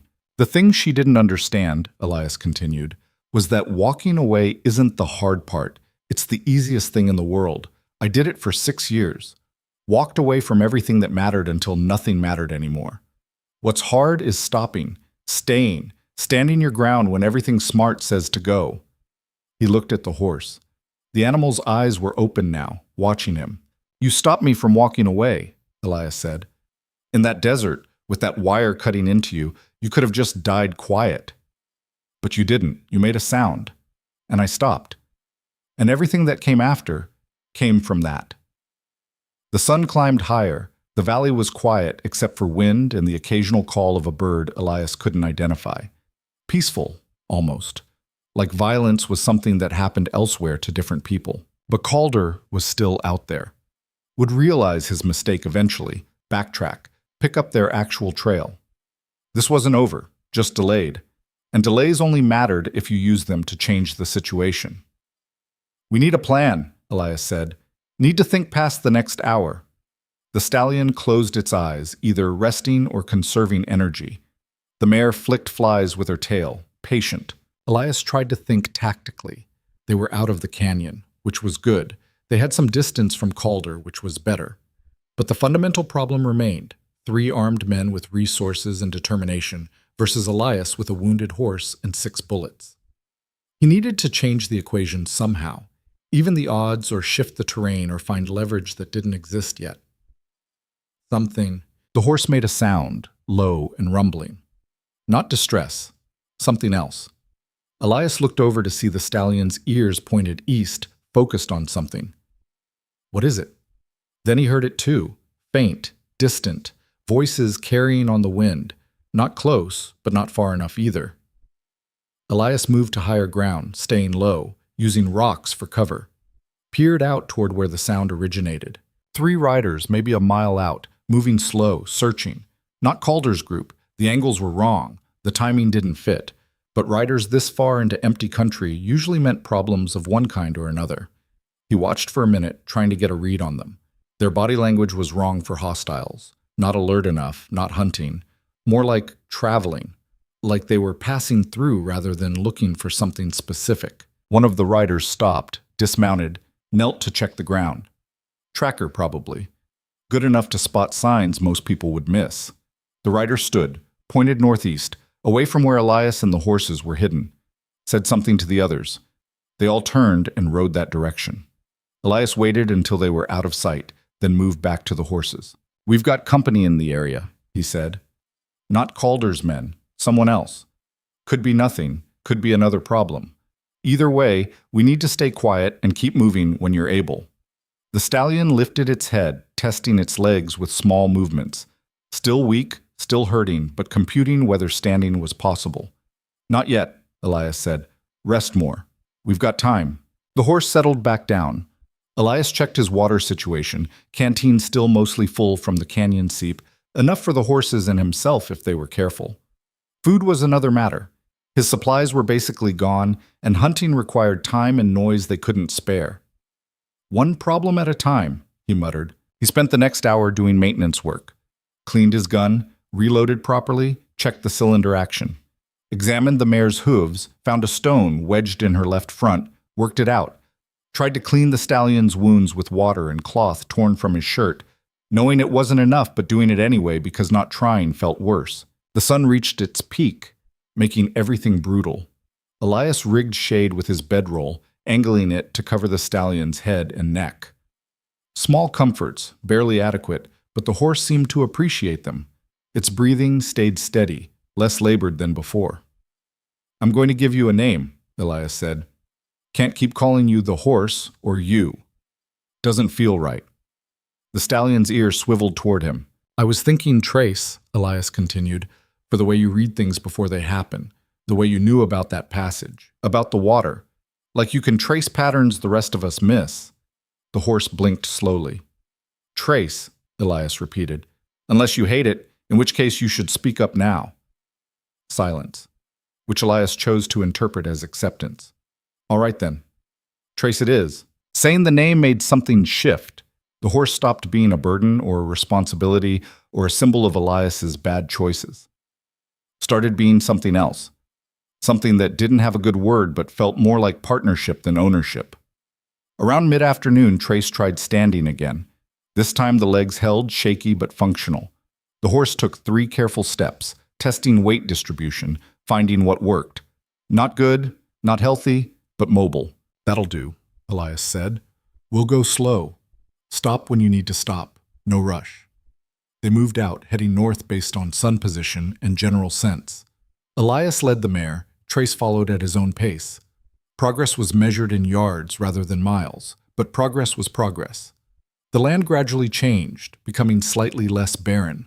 Patches of scrub grass appeared, then small stands of something that might have been juniper. Signs of water somewhere, even if not immediate. They walked until the sun started dropping, maybe 4 miles total, then found a spot with decent cover, rocks arranged in a rough semicircle, providing windbreak and concealment. Elias set up camp without fire, just bedrolls and what little remained of their supplies. Trace lowered himself down carefully, still favoring the wounded legs but managing the descent without falling. Small victory, but victories were scarce enough that small ones counted. "Tomorrow we find water," Elias said. "Find better ground. Maybe find a settlement if we're lucky." The mare was grazing on the sparse grass, making the most of whatever nutrients existed. Elias chewed on jerky that had turned to leather, washing it down with careful sips of water. His stomach complained but didn't revolt. That was something. Night came on fast, stars multiplying overhead. The temperature dropped, but not as severely as in the canyon. Elias wrapped his coat tight and watched the darkness for shapes that shouldn't be there. Around midnight he heard them again. Riders, distant. Maybe the same 3 from earlier, maybe others. Hard to tell in the dark. He stayed still, hand on his gun, waiting to see if the sounds got closer or faded. They faded. Whoever it was wasn't tracking them, just traveling the same general country. Coincidence, probably. But Elias had learned not to trust coincidence. He dozed in fits, never fully sleeping. Every sound jerked him awake. Wind on rock, the mare shifting position, his own breathing loud in his ears. Trace slept deeper, exhausted enough that even danger wasn't sufficient to override the need for rest. Dawn came gray and cold. Elias stood up stiff, every muscle complaining. He checked the horses, checked the horizon, checked his gun. Same routine, different day, same problems waiting for resolution. Trace stood on the first try this time. Better. The legs were still wounded, still needed real treatment, but the night's rest had helped. Sometimes survival was just a series of incremental improvements that added up to not dead yet. They moved out, still heading north, still gambling that civilization existed somewhere ahead. The land kept improving slightly. More vegetation, more signs of water somewhere in the general vicinity. Birds appeared, then disappeared, following patterns Elias couldn't predict. Around mid-morning, they found a stream, narrow, maybe 6 inches deep, but running clear over stones. All three of them drank like they'd forgotten water was possible. Elias refilled his canteen, soaked his shirt, put the wet cloth over Trace's wounds. The horse stood patient, accepting the care with the dignity of something that had learned to tolerate help. "We're going to make it," Elias said, though he wasn't sure if he believed it or was just saying what needed to be said.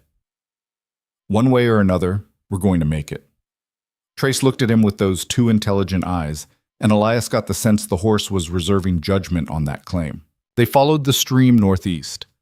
Water meant people eventually, or at least the possibility of people. The smart money was still on finding nothing but more empty country, but smart money had been wrong before. The sun climbed, the land rolled, and behind them, somewhere in the vast stretches of dust and rock and scrub, Calder was figuring out his mistake and adjusting course. The math still wasn't good, but it was better than it had been in the canyon, better than it had been in the desert, and better, however small the margin, was worth taking. Elias kept walking, leading the mare, Trace following at his own pace. Three figures moving through country that didn't care whether they lived or died, heading towards something that might be help or might be nothing, but heading forward either way. The stream led them to a road, which was the first sign of organized human activity Elias had seen in days. Not much of a road, two-wheel ruts worn into hardpack, weeds growing down the middle, but roads meant destinations, and destinations meant choices. Elias stood at the intersection of stream and road, studying both directions. East showed nothing but more empty country dissolving into heat shimmer. West curved around a low hill and disappeared. No dust trails either way. No indication that anyone had used this road recently or ever would again. "Civilization is supposedly west," Elias said to the horses. "Or it was, last time I paid attention to maps. But that was 6 years and a different version of me ago." Trace stood with head low, conserving energy. The horse's legs were holding up better than Elias had expected, but better was relative. The wounds were still infected, still serious. Every hour that passed without real medical treatment increased the odds that better wouldn't matter. The mare nickered softly, impatient. She wanted to be somewhere that wasn't here, doing something that wasn't this. Elias sympathized. "West it is," he said, making the choice, because standing still wasn't helping anyone. They followed the road as it curved around the hill and opened onto broader valley. Here the land showed actual signs of use. Fences in various states of repair, a few head of cattle visible in the distance, irrigation ditches that held water in the recent past, if not the present. People existed here, or had existed, which was as close to promising as the situation had been in a while. They walked for another hour before Elias spotted the buildings. Small cluster, maybe 5 or 6 structures total, sitting where the road widened into something approximating a town square. Most of the buildings looked functional in the way that frontier construction tended to, built for purpose, not appearance, maintained just enough to keep the weather out. Elias stopped, studying the settlement from a distance. No signs of activity he could see from here, but it was mid-afternoon on what looked like a workday. People could be inside, could be out working somewhere, could have abandoned the place entirely for all he knew. "Could be friendly," Elias said. "Could be hostile. Could be owned by someone who knows Calder. No way to know without getting closer." Trace shifted weight, favoring the right foreleg. The horse needed rest and treatment more than it needed caution, which meant the decision was already made. They approached slowly, Elias leading with one hand near his gun. As they got closer, details resolved. The largest building had a sign that said Mercantile and Post in faded paint. Another building showed a hitching post and watering trough, probably a saloon or boarding house. The others were harder to identify without getting closer. A woman emerged from the Mercantile carrying a crate. She stopped when she saw Elias and the horses, set the crate down, and watched their approach with the careful neutrality of someone who'd learned to assess strangers before committing to hospitality. Elias stopped 10 yards out, keeping distance that didn't force immediate choices. "Afternoon," he said. "Afternoon," the woman replied. She was maybe 50, sun-weathered, with gray hair pulled back practical. Her hands stayed visible but ready, the kind of posture that suggested a weapon wasn't far if needed. You look like you've had a time of it. That's accurate, Elias said. Looking for water for the horses and maybe supplies if you're selling. We sell to people who buy, the woman said, assuming they're buying legal and not looking for trouble. Just passing through, Elias said. No trouble intended. The woman's eyes moved from Elias to the horses, lingering on Trace. Her expression shifted, sharpening. That horse needs a veterinarian. I know. Nearest one is 3 days north in Cooperton. If that animal has 3 days left in it. She stepped closer, examining Trace from a professional distance. Wire wounds, deliberate. Someone did that on purpose. Elias said nothing. You steal that horse from someone who liked teaching lessons? The woman asked. Other way around, Elias said. Found him dying in the desert, cut him loose. And whoever did the teaching didn't appreciate the interruption. It wasn't a question. Something like that. The woman studied Elias for a long moment, making calculations he couldn't read. Then she gestured toward the building with the hitching post. Bring your animals around back. There's a stable with clean straw and a pump for water. I'll get my medical kit. You do veterinary work? Elias asked. I do whatever needs doing, the woman said. Learned animal doctoring from my father, who learned it from his father. It's not fancy, but it's kept livestock alive in country where letting them die means starving. She didn't wait for response, just went back into the mercantile. Elias led the horses around back like she'd directed. The stable was small but well maintained, 3 stalls with decent ventilation and clean hay. He got both animals inside, gave them water from the pump. Trace drank long and deep, sides heaving. The woman returned carrying a wooden box and a bucket. She set both down, rolled up her sleeves, and approached Trace slowly. The horse watched her with wary eyes, but didn't spook. Easy, she said quietly. Let's see what we're working with here. She examined the wounds carefully, hands gentle, but thorough. Her expression got darker as she worked. After a minute, she stood back, shaking her head. Infections set in deep, she said. Another day or two and it would have been too late. As it is, this is going to hurt him, and there's no guarantee he comes through it. What do you need to do? Elias asked. Clean the wounds properly, which means cutting away dead tissue. Drain the infection, pack it with sulfur powder, and hope his body can fight off what's left. She looked at Elias. He's going to fight me. These wounds hurt already, and what I need to do will hurt worse. I'll need you to hold him steady. I can do that. The woman opened her kit, pulling out implements that looked more like instruments of torture than medical tools. What's your name? Elias Vorn. Rebecca Stanton. This is my town, what there is of it. Population 7 on a good day, 3 on a bad one. She was preparing supplies as she talked, laying out bandages and bottles on a clean cloth. Before we start, you should know Calder Hale rode through here 2 days ago. Asked if I'd seen anyone matching your description. Elias's hand moved toward his gun automatically. Relax, Rebecca said. I told him no because at the time it was true. But if he comes back, I won't lie for you. Won't put myself or mine at risk for a stranger. Fair enough? Elias said. Good. Now hold his head. What followed was brutal. Rebecca worked with the efficiency of someone who'd done this before, but efficiency didn't make it gentle. She cut away necrotic tissue, drained pus that smelled like death, flushed the wounds with something that made Trace scream, an awful sound that echoed in the stable. Elias held the horse's head, talking nonsense words that were supposed to be soothing, but probably weren't. The mare watched from her stall, ears flat, disapproving of the whole process. Rebecca worked for maybe 20 minutes, though it felt longer. When she finally stepped back, Trace's legs were freshly bandaged with clean white cloth, and the horse was trembling with exhaustion and pain. That's the best I can do, Rebecca said, washing her hands in the bucket. The rest is up to him. He needs rest, water, and grain if he can stomach it. No travel for at least 3 days, maybe 5. I can't stay that long, Elias said. Then you'll be leaving without him, Rebecca said bluntly, because if you put weight on those legs before they start healing, he'll die. Simple as that. Elias looked at Trace. The horse had lowered itself carefully to the straw, lying down with a groan that sounded too human. Its eyes were half closed, breathing steady but shallow. 3 days minimum, Rebecca repeated. And that's optimistic. Calder will figure out I came this direction, Elias said. He'll backtrack, ask questions, find this place eventually. Probably, Rebecca agreed. So you've got a choice.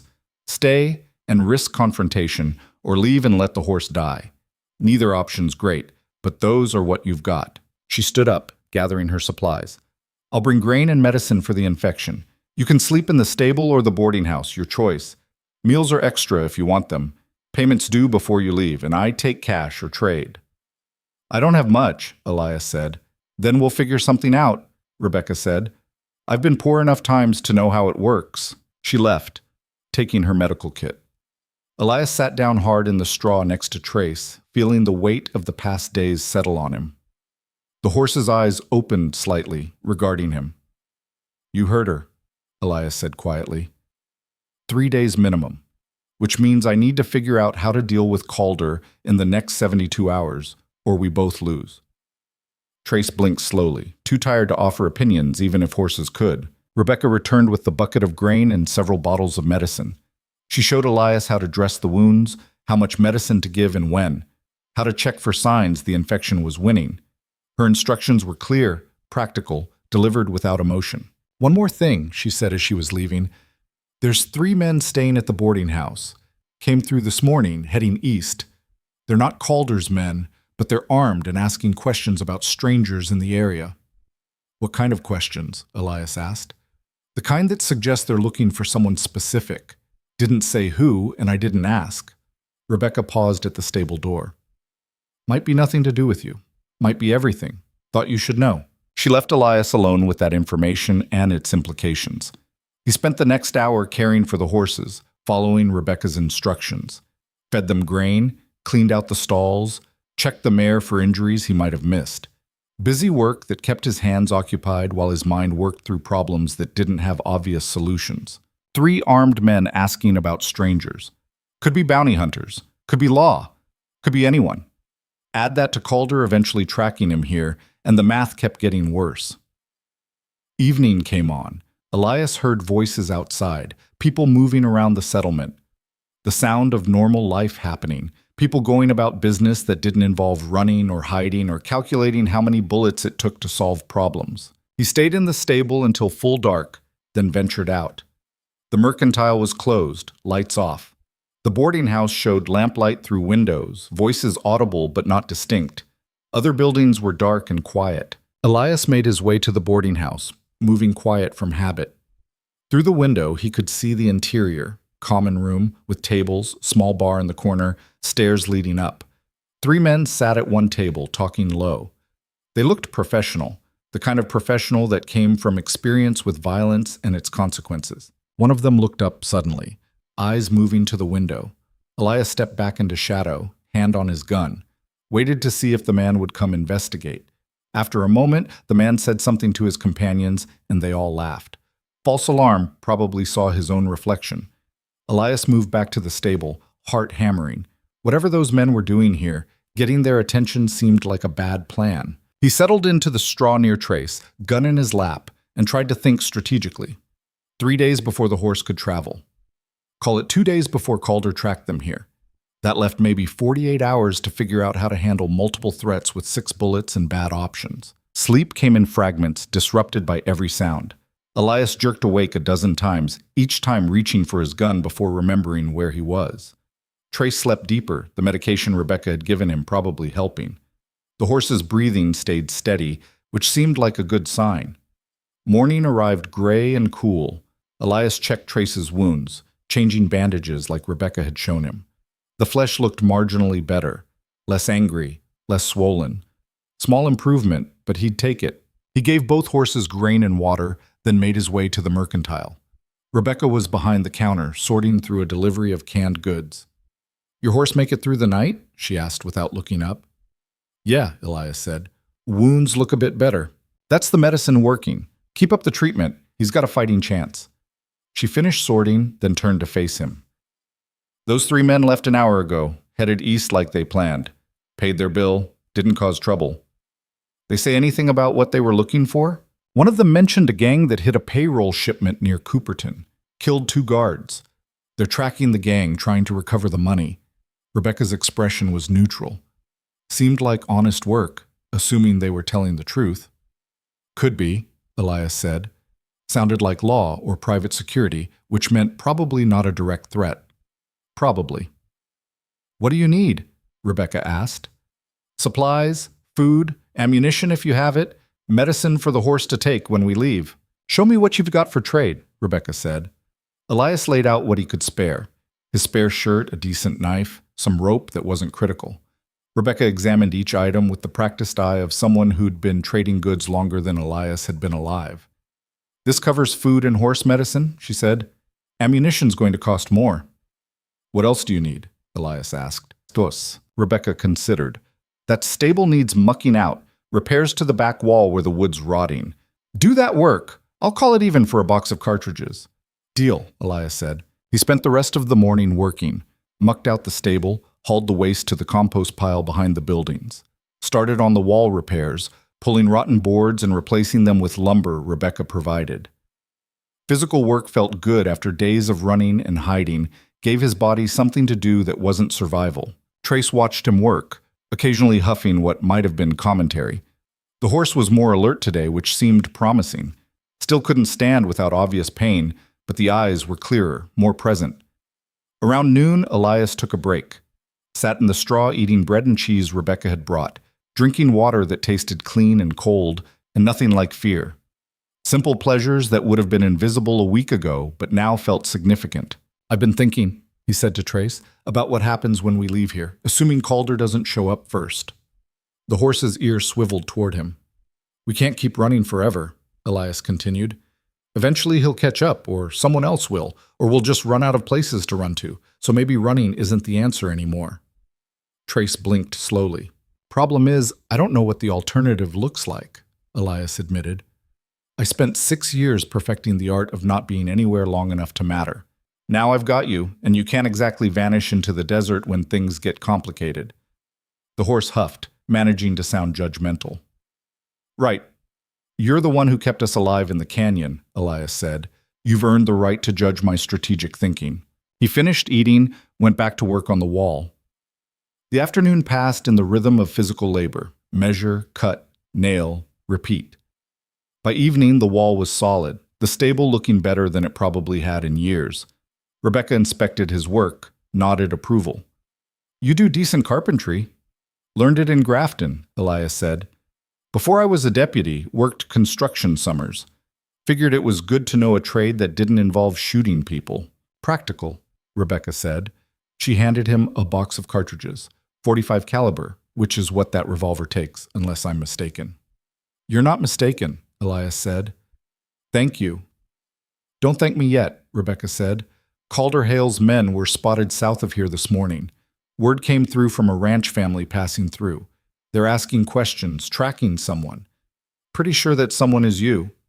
Elias's stomach dropped. How far south?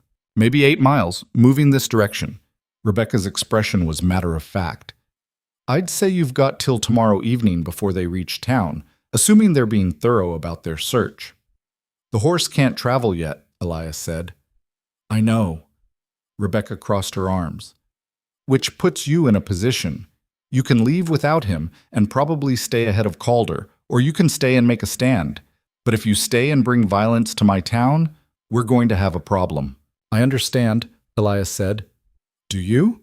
Rebecca's voice sharpened. I've got 7 people depending on this settlement staying peaceful. I won't let one stranger's trouble destroy what we've built here. I wouldn't ask you to, Elias said. If it comes to fighting, I'll take it away from here. Somewhere Calder can find me without involving anyone else. Rebecca studied him for a long moment. You mean that? I do. She nodded slowly. All right. But understand, if shooting starts in my town, I'll end it myself. I don't care who's right or wrong. I'll put down whoever's disturbing the peace. That clear? Crystal, Elias said. Rebecca left him with that warning. Elias went back to the stable, mind working through new calculations. Tomorrow evening meant maybe 24 hours. Trace needed at least another day of rest. Maybe 2. The math didn't work no matter how he tried to balance it. He sat down next to the horse, exhaustion catching up. I can leave you here, he said quietly. Rebecca seems decent. She'd probably keep you safe, find you a good home when you're healed. And I could lead Calder away, Deal with him somewhere that doesn't risk anyone else. Trace opened one eye, regarding him. That's the smart play, Elias continued. The play that gives you the best chance. You didn't ask for any of this. Didn't ask me to cut that wire or drag you through the desert or get you mixed up in my problems. You deserve better than bleeding out because I can't let go of a bad decision. The horse continued to watch him. But if I leave you, Elias said slowly, then what was the point? I stopped in that desert because you made a sound. Because something in me couldn't ride past. And everything since then, the canyon, the escape, getting here, it all came from that moment.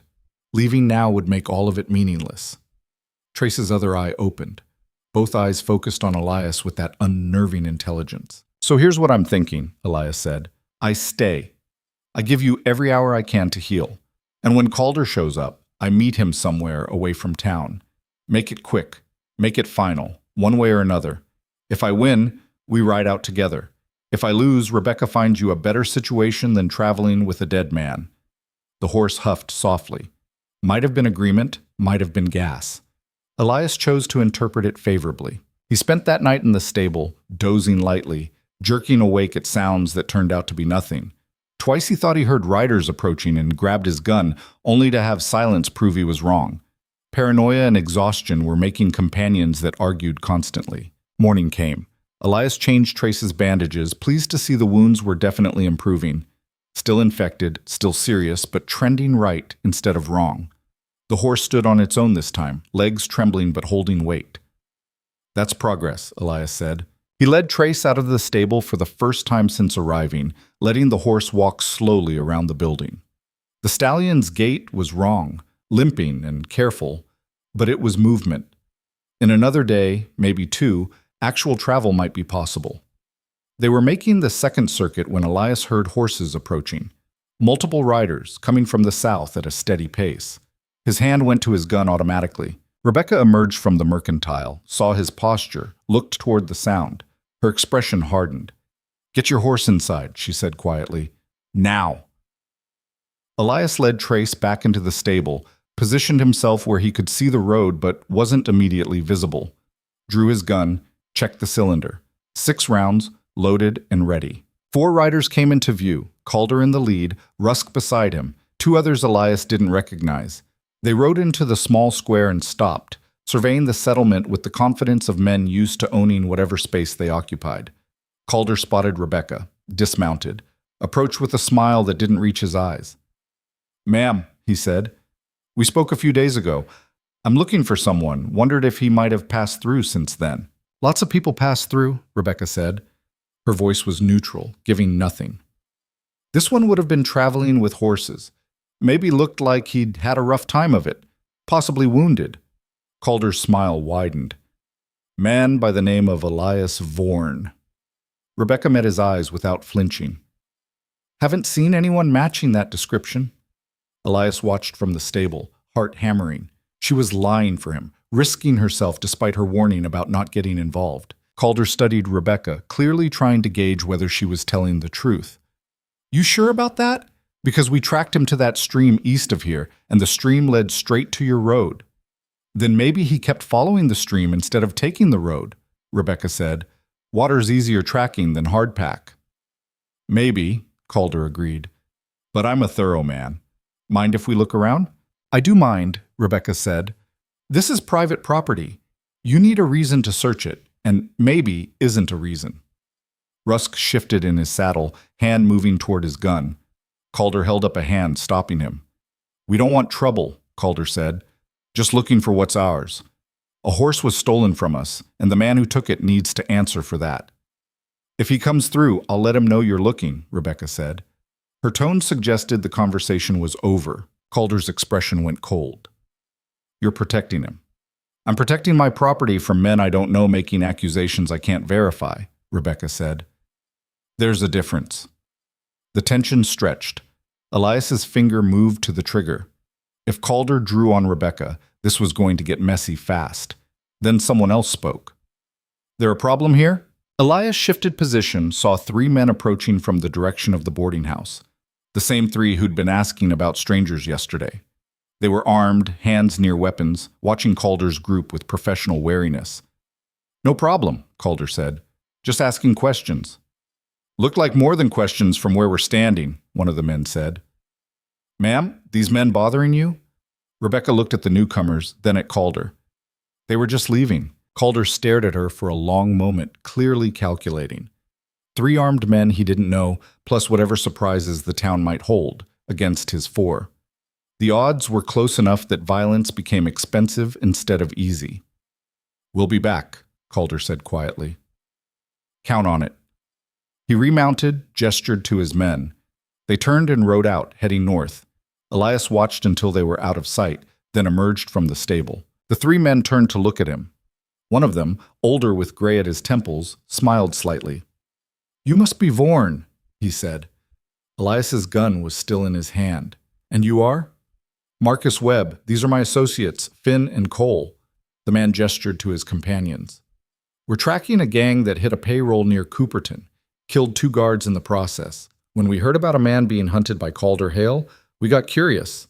Why? Elias asked. Because Calder Hale has a reputation, Webb said. And men with his reputation don't usually chase down horse thieves with this much determination. Makes us wonder if there's more to the story. Rebecca stepped forward. Whatever this is, take it away from my town. Fair enough, Webb agreed. He looked at Elias. We'll be heading north in an hour. You're welcome to ride with us if you want safety in numbers. Calder's less likely to make a move against 5 than against 1. My horse can't travel yet, Elias said. Then you've got a decision to make, Webb said. Calder knows you're here now. He'll be back, probably with more men. You can either leave the horse and come with us, or stay and take your chances. I'm staying, Elias said. Webb nodded, unsurprised. Figured you might say that. Offer stands if you change your mind. We'll be at the boarding house for another hour. The 3 men walked away, leaving Elias and Rebecca standing in the square. You lied for me, Elias said. I lied for my town, Rebecca corrected. Having Calder tear the place apart looking for you would have been worse than a simple lie. But that was a one-time favor. Next time he comes, I'm telling the truth. Understood, Elias said. And I'll make sure there isn't a next time. I'll leave tonight, lead him away. Your horse isn't ready. I know, Elias said, but staying makes me your problem, and you've done enough already. Rebecca looked at him for a long moment. You're a stubborn fool. I've been told that before, Elias admitted. Your horse needs 2 more days minimum, Rebecca said. Leaving tonight will probably kill him. So here's what we're going to do. You're going to stay in that stable and keep quiet. I'm going to spread word that you left heading west. And if Calder comes back, you're going to have the good sense to stay hidden until he moves on. That's risky for you, Elias said. Everything's risky, Rebecca said. The question is whether the risk has purpose. Keeping that horse alive seems like it might. She turned toward the mercantile. 2 more days. After that, you're gone, whether the horse is ready or not. Deal? Deal, Elias said. He spent the rest of that day in the stable, staying quiet like Rebecca had instructed. Trace continued improving, standing easier, eating better. The horse's eyes were clearer, more alert. Small victories adding up to maybe survives. That night, lying in the straw with his gun within reach, Elias thought about Webb's offer. Safety in numbers made sense tactically, but it also meant leaving Trace, which meant undoing everything the past week had built. I could still go, he said quietly to the horse. Save myself. Let you recover here. That's the smart choice. Trace's eyes were closed, breathing steady, resting or sleeping or just conserving energy. But smart and right aren't always the same thing, Elias continued. Sometimes the right thing looks completely stupid from every angle except the one that matters. The horse didn't respond. Didn't need to. Some decisions made themselves if you stopped arguing with them. 2 more days, Rebecca had said. 2 days to heal, to prepare, to figure out how to handle what came next. Elias closed his eyes and tried to rest. Tomorrow would bring its own problems. Tonight, at least, they were still alive and together. That was something. Maybe enough. The 2 days Rebecca had given him moved like syrup, slow and thick and impossible to speed up no matter how much Elias wanted them over. He spent the hours working around the settlement, doing repairs Rebecca pointed out, earning his keep while staying mostly out of sight. Trace improved steadily, the wounds closing cleaner, the limp becoming less pronounced. By the afternoon of the second day, The horse could walk almost normally, bearing weight without the trembling that had marked every movement before. "You're tougher than you have any right to be," Elias said, checking the bandages one more time. The flesh underneath was pink and healing, no signs of infection spreading. Rebecca's treatment had worked, buying them time they shouldn't have had. Trace huffed, ears swiveling toward the road. The horse had been doing that all morning, tracking sounds Elias couldn't hear yet, reading the world before it arrived. That instinct had saved them in the canyon. Elias had learned to pay attention when Trace paid attention. "You hear something?" Elias asked. The horse's posture shifted, muscles tensing slightly.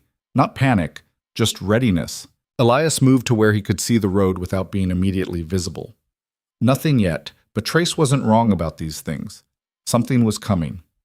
10 minutes later, dust appeared on the southern horizon. Single rider, moving at a steady pace. Not Calder's group, wrong approach, wrong speed. Elias stayed concealed anyway, hand near his gun, watching.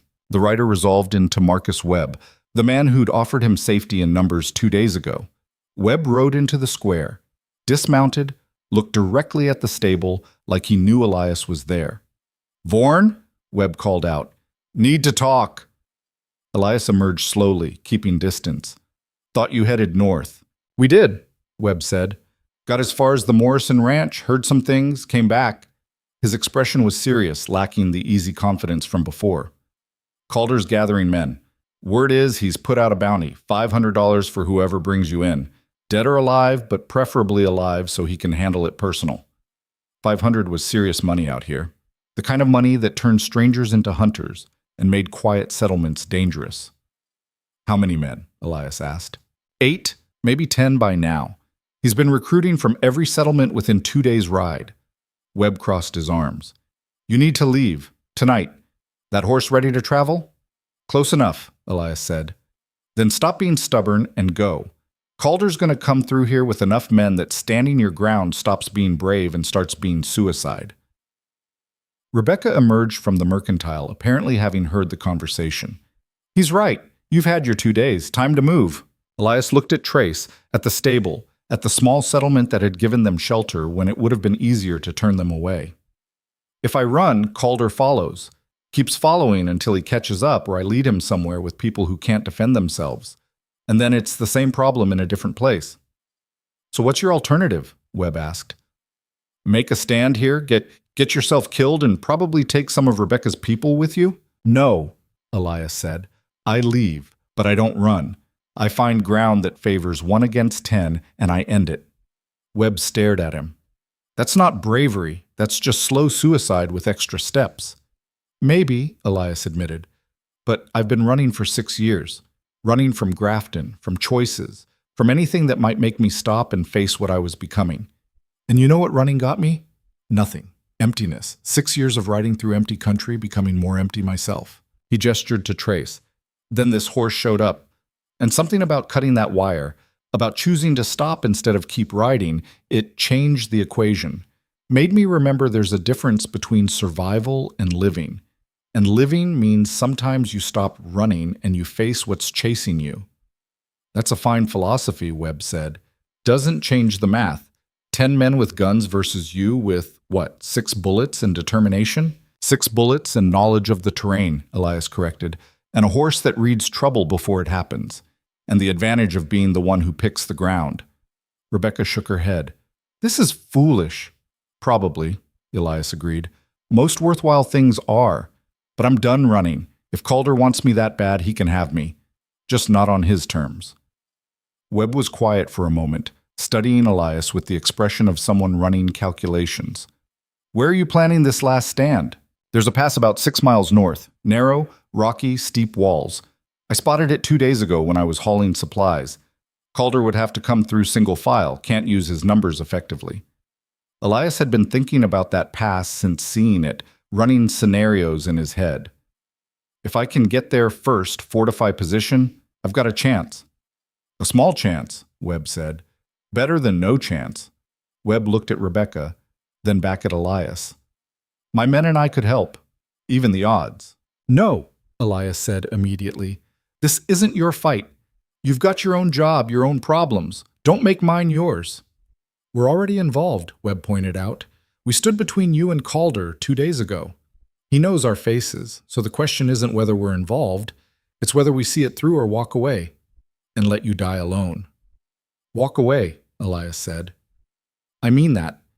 This started with me making a choice in the desert. It should end with me dealing with the consequences. Noble, Webb said. Also stupid. You're outgunned 10-1. Pride's not worth dying over. It's not about pride, Elias said quietly. It's about understanding that some things matter more than surviving. That horse mattered enough to stop for, enough to fight for, enough to risk everything for. And if I run now, if I let Calder chase me until I'm too tired or too slow or just unlucky, then what was the point? I might as well have kept riding past that wire-bound animal and saved myself the trouble. Webb studied him for a long moment. Then he smiled slightly. You're either the bravest fool I've met or the most foolish brave man. Haven't decided which. Can be both, Elias said. Yeah, Webb agreed. Suppose it can. He moved toward his horse, mounted up. We'll ride north, stay out of your way. But if shooting starts and you're still alive when we hear it, we're coming. Can't promise we'll make it in time, but we'll try. Don't, Elias said. Please. Not your choice, Webb said simply. He turned his horse, paused. That pass you mentioned? There's a rock shelf on the east side, about 15 feet up. Good cover, better angle. Might be worth positioning there instead of the bottom. I'll keep that in mind, Elias said. Webb nodded and rode out, heading north. Elias watched him disappear, then turned to find Rebecca watching him. You're determined to get yourself killed, she said. I'm determined to stop running, Elias corrected. The getting killed part is optional, and I'm planning to avoid it if possible. Calder's not going to give you that option, Rebecca said. He's coming for blood. His pride got damaged when you escaped that canyon, shot his men. Men like him don't forgive that. I know, Elias said. Rebecca sighed, a sound heavy with resignation. Come inside, I've got something for you. He followed her into the mercantile. She went behind the counter, pulled out a Winchester rifle, checked the action, handed it to him. This is worth more than carpentry work, Elias said. Consider it payment for the entertainment, Rebecca said dryly. You're either going to die heroically or survive improbably, and either way it'll make a good story. Figured that's worth a rifle. I can't. You can and you will, Rebecca cut him off. That revolver's fine for close work, but you're talking about a defensive position in a pass. You need range. The rifle gives you that. Elias took the weapon, feeling its weight. Good balance, well-maintained, sighted properly. Thank you. Don't thank me yet, Rebecca said. Save it for if you survive. She pulled out a box of ammunition. 40 rounds. Make them count. He loaded the rifle, pocketed the extra ammunition. The weight felt right, familiar. He'd carried a Winchester in Grafton, back when being a deputy meant protecting things instead of running from them. One more thing, Rebecca said. She disappeared into the back room, returned with a canteen and a bundle wrapped in cloth. Food and water for 2 days, in case you need to wait them out. I'm not planning to wait, Elias said. Plans change, Rebecca said. Take it anyway. He did. The supplies went into his saddlebag along with everything else he'd accumulated, the borrowed weight of other people's generosity, given despite knowing he might not live to repay it. I'll leave after dark, Elias said. Give myself time to reach that pass and prepare before Calder's group arrives. Sensible, Rebecca said. For someone about to do something completely insensible. Elias spent the remaining hours preparing, cleaned both weapons thoroughly, loaded them carefully, checked his ammunition count. 40 rifle rounds plus 6 in the revolver gave him 46 chances to solve a problem that required 10 solutions minimum. The math was still bad, but less catastrophically bad than before. Trace watched him work with those intelligent eyes, occasionally huffing commentary that Elias chose to interpret as support rather than judgment. You don't have to come, Elias said to the horse. Could leave you here with Rebecca, let you recover somewhere safe. This next part's going to be dangerous, and you've already done more than anyone had a right to ask. The horse's ears flicked forward, focused on Elias. That's what I thought, Elias said. Stubborn doesn't even begin to cover it. The mare nickered from her stall, probably offering her own opinion about the collective intelligence being displayed. She was the smart one, really. Knew enough to stay out of trouble that didn't concern her. Evening came on gradual, the light fading from gold to amber to purple. Elias saddled both horses, working by feel in the dimness. His hands knew the motions, had done them 10,000 times over 6 years of solitary travel. But this felt different somehow. The weight of intention, maybe. The understanding that this wasn't just another departure, another anonymous exit from another forgettable place. This was choosing forward despite knowing the cost. Rebecca appeared as he was finishing, carrying a lantern. "Road's clear. Calder hasn't been spotted since this morning, but that doesn't mean he's not out there." "I know," Elias said. "You sure about this?" Rebecca asked. "Because there's no shame in choosing survival over principle. Nobody remembers the brave dead. They just remember the dead part." "Some people remember," Elias said quietly. "There was a deputy in Grafton. Name was Thomas Beck. He'd been wearing that badge for 20 years, and for 20 years he did it right. Stood up when standing up mattered, even when it wasn't convenient or profitable. When the Garrick brothers came through, Thomas wanted to fight. The sheriff overruled him, told him to stand down. Thomas did because he followed orders even when he disagreed with them. And it ate at him. I could see it. The shame of letting wrong happen because fighting it wasn't authorized." Elias adjusted the saddle, checking the cinch. "Thomas died a year later. Heart failure, the doctor said. But I think it was shame that killed him. The accumulated weight of standing down when he should have stood up. And when I left Grafton, when I started running, I told myself I was different, that I'd stood up, done the right thing, paid the price. But really, I was just running from the same shame Thomas died from. The shame of knowing you could make a choice that matters and choosing not to." "So this is about redemption," Rebecca said. "This is about stopping," Elias corrected. "Everything else is just what happens after you stop running." Rebecca was quiet for a moment. Then she stepped forward, handed him something, a small leather pouch. "Sulfur powder and clean bandages, in case your horse's wounds open up again." Elias took it, throat tight. "I'll bring it back." "You better," Rebecca said. "And the rifle, too. I want that Winchester back in the same condition I gave it to you." "I'll do my best." "Your best better be good enough," Rebecca said. Then softer. "Ride safe, Elias Vorn. Try not to be a fool." "I'll try," Elias said. "But I'm not making promises." He led the horses out of the stable, mounted the mare, and started north. Trace followed without hesitation, limping only slightly now, moving with the determination of something that had decided forward was the only direction that mattered. The settlement disappeared behind them as night settled in completely. Stars emerged bright and cold and indifferent to whatever drama was playing out beneath them. Elias rode by their light, following the road until it gave way to open country, then cutting northwest toward where memory said the pass should be. The land rose gradually, rock replacing scrub, elevation buying cooler air and different sounds. An owl called somewhere to the east. Small animals scattered from the horse's approach, invisible but audible. The normal sounds of desert night, undisturbed by human violence or its consequences. They reached the pass around midnight. Elias dismounted, studying the terrain by starlight and feel. The pass was maybe 30 yards long, narrowing to 12 feet at its tightest point. Walls rose 40 feet on either side, smooth stone that wouldn't give purchase to climbers. One way in, one way out, just like he'd remembered. And there on the east wall, visible now that he knew to look for it, was the shelf Webb had mentioned. 15 feet up, accessible via a narrow chimney crack in the stone. Good cover, elevated position, clear sight lines down the length of the pass. Perfect, except perfect was relative when you were still outnumbered 5-1. Elias spent the next 2 hours preparing. Led the horses through to the far side of the pass, hobbled them in a small depression where they'd be out of the line of fire. Gathered loose rocks, positioned them on the shelf to use as improvised projectiles. Filled his canteen from a seep he found in the rock, noting its location in case this turned into a siege. Then he climbed to the shelf, settled in with the rifle, and waited for dawn. The stone was cold against his back. The Winchester rested across his knees, loaded and ready. His revolver sat within easy reach. 46 bullets against 10 men. Terrible odds. Except odds only mattered if you let them. "I used to think survival was the point," Elias said quietly to the darkness. "That staying alive meant winning.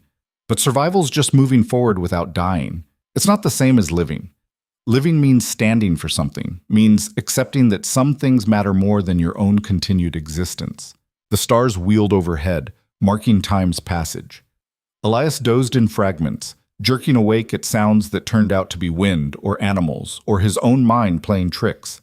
Each time he woke, he checked the pass entrance, checked his weapons, reminded himself of the plan. When they came through, he'd have maybe 3 seconds of clear shooting before they could scatter or return effective fire. 3 seconds to make 10 shots count. After that, it would be chaos. Moving targets, incoming fire, terrain working for and against both sides simultaneously. The key was that first volley, making it devastating enough to change the psychological equation, turn hunters into survivors, make them question whether this prize was worth the cost. Dawn came slow, painting the pass walls orange and red. Elias watched the entrance, rifle ready. His hands were steady, despite everything. Muscle memory from Grafton, from the years before running, from some part of himself that remembered how to do this. They appeared an hour after sunrise. Not all at once, scouts first, 2 riders moving cautiously into the pass entrance, checking for ambush, for traps, for anything that suggested this was more complicated than it looked. Elias stayed motionless on the shelf, controlling his breathing. Let them come. Let them commit. The scouts rode through the narrow section, head swiveling, checking the walls. They missed the shelf entirely. It was positioned wrong for casual observation, hidden by the way the rock folded.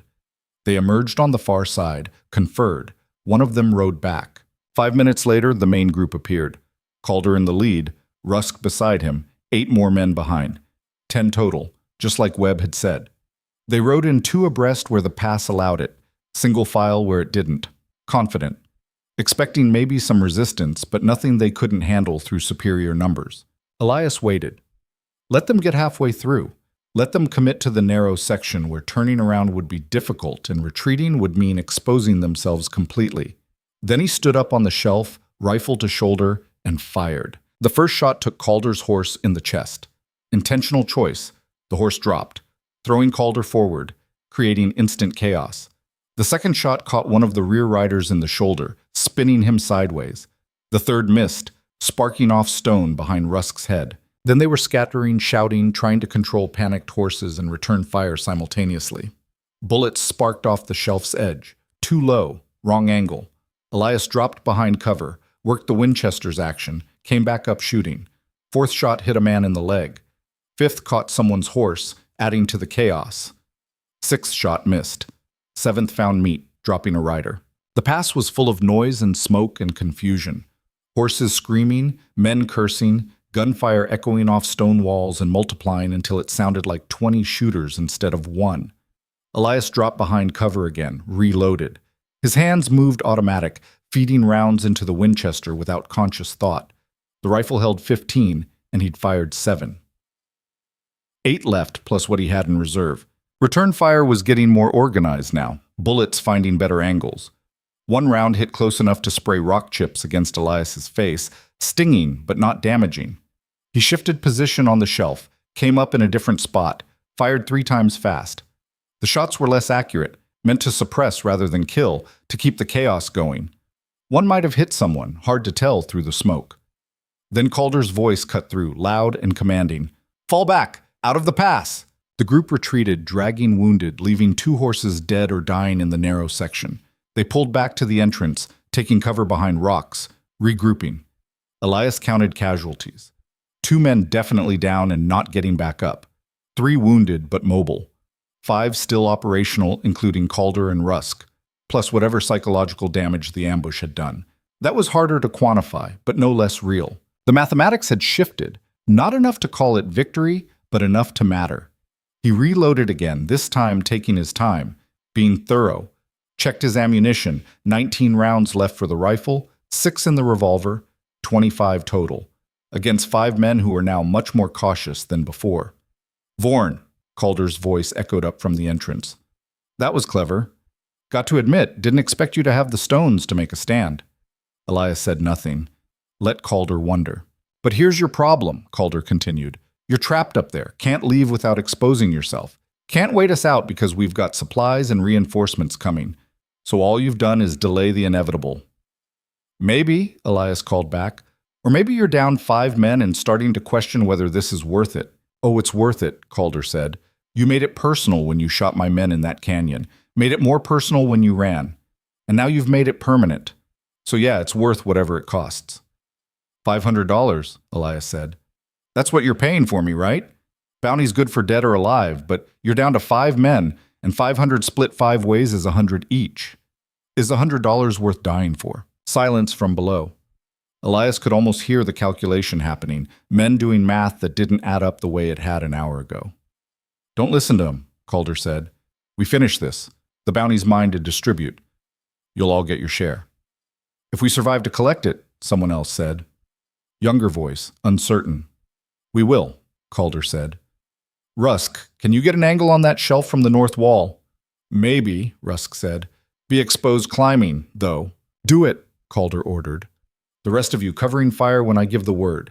Keep his head down while Rusk climbs. Elias processed the plan.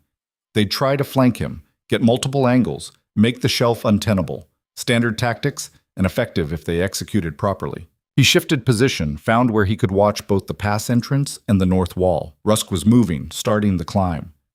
The man was careful, but not particularly skilled. Too much weight on his arms, not enough on his legs, making the ascent slow.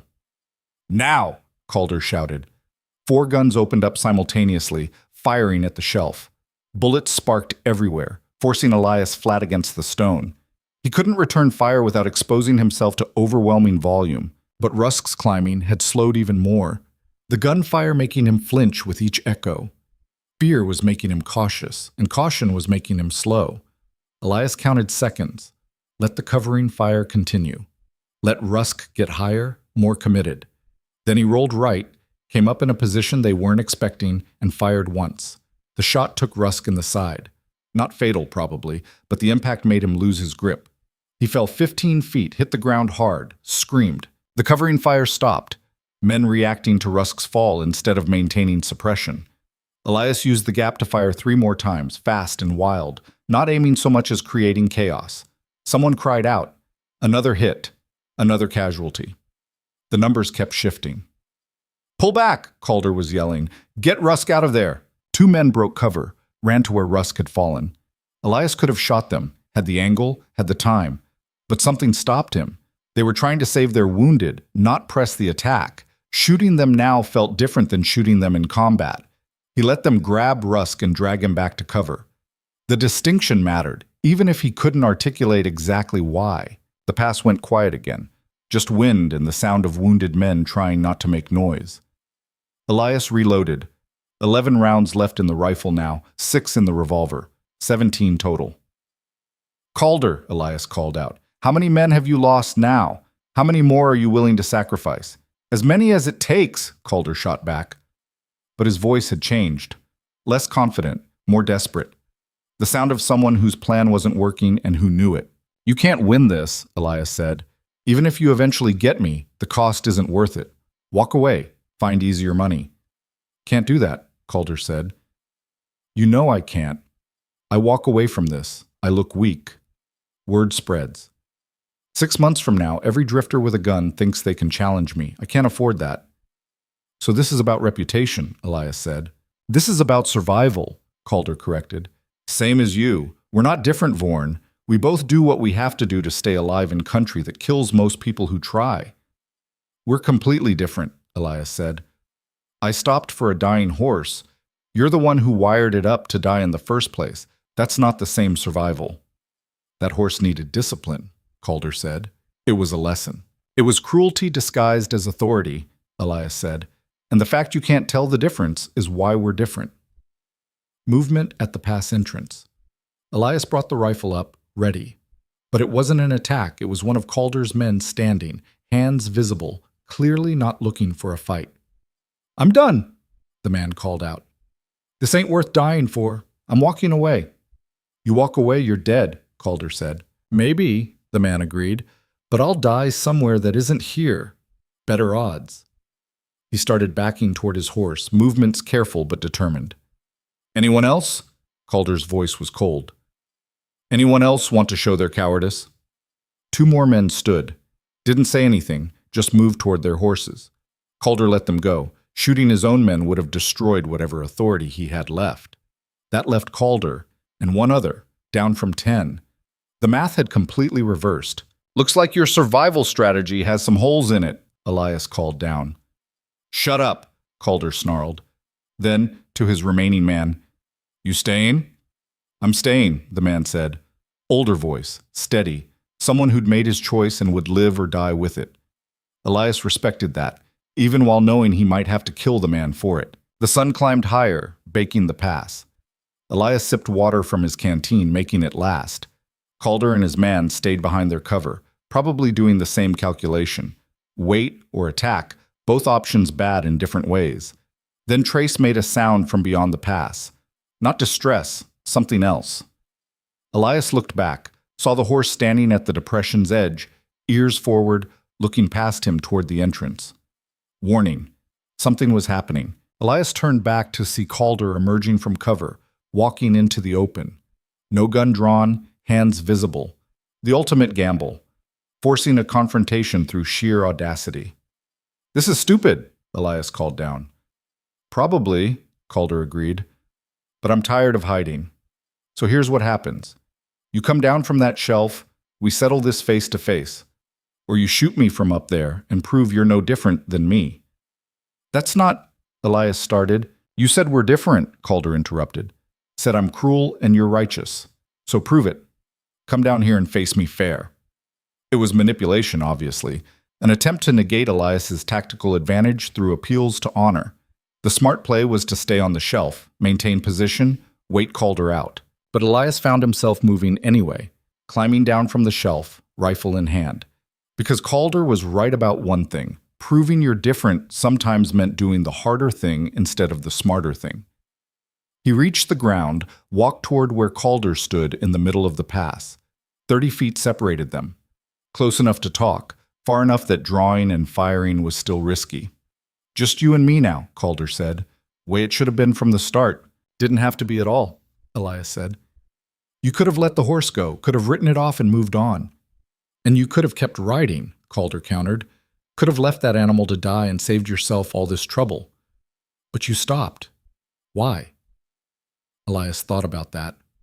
Because stopping was the right thing to do. Even knowing it might get you killed? Especially knowing that, Elias said. Doing the right thing when it's safe and easy isn't virtue, it's just convenience. Calder smiled slightly. You really believe that? I do. Then you're going to die believing it, Calder said. His hand moved toward his gun. Elias was faster, not by much. Calder was good, practiced, professional. But Elias had spent 6 years riding alone through country where being slow meant being dead. His revolver cleared leather and came level before Calder's did. Both men fired simultaneously. Calder's shot went wide, rushed. Elias's didn't. Calder staggered backward, hand going to his chest where red was spreading. He looked surprised, like this outcome hadn't been in his calculations. You're fast, he said. Then he fell. The remaining man stepped out from cover, gun drawn but not aimed. He looked at Calder's body, then at Elias. You planning to shoot me too? The man asked. Only if you make me, Elias said. The man holstered his gun slowly. Calder was my employer, not my friend. He's dead. The job's over. I got no quarrel with you. Then leave, Elias said. The man nodded, walked to his horse, mounted up, paused before riding out. That horse you fought for? Better be worth it. He is, Elias said. The man rode away, heading south. Elias stood in the pass, surrounded by the aftermath of violence, dead horses, blood on stone, gun smoke clearing in the morning air. His hands were shaking now with adrenaline crash, but he was alive. They were alive. He walked back through the pass to where Trace stood waiting. The horse had watched everything, those intelligent eyes tracking the fight, computing odds the way horses shouldn't be able to. We did it, Elias said. His voice came out rough, unsteady. It's over. Trace pushed his head against Elias's chest, and the weight of that simple gesture broke something loose. 6 years of running, 6 years of choosing empty over complicated, 6 years of surviving without living. All of it came pouring out in a moment of contact that shouldn't have mattered, but somehow was everything. I stopped, Elias said quietly. In that desert, I stopped, and everything changed. The horse huffed, breath warm against his shirt. Elias checked Trace's wounds. They'd held up through the stress, Rebecca's work proving its worth again. The horse was tired, sore, but whole. They were both whole. He led both horses back through the pass, past the evidence of what had happened here. There would be cleanup required, bodies to deal with, authorities to notify. But that was future work. Right now, the only thing that mattered was forward. They rode south through morning light, heading back toward the settlement. Elias had left owing Rebecca a rifle and medical supplies.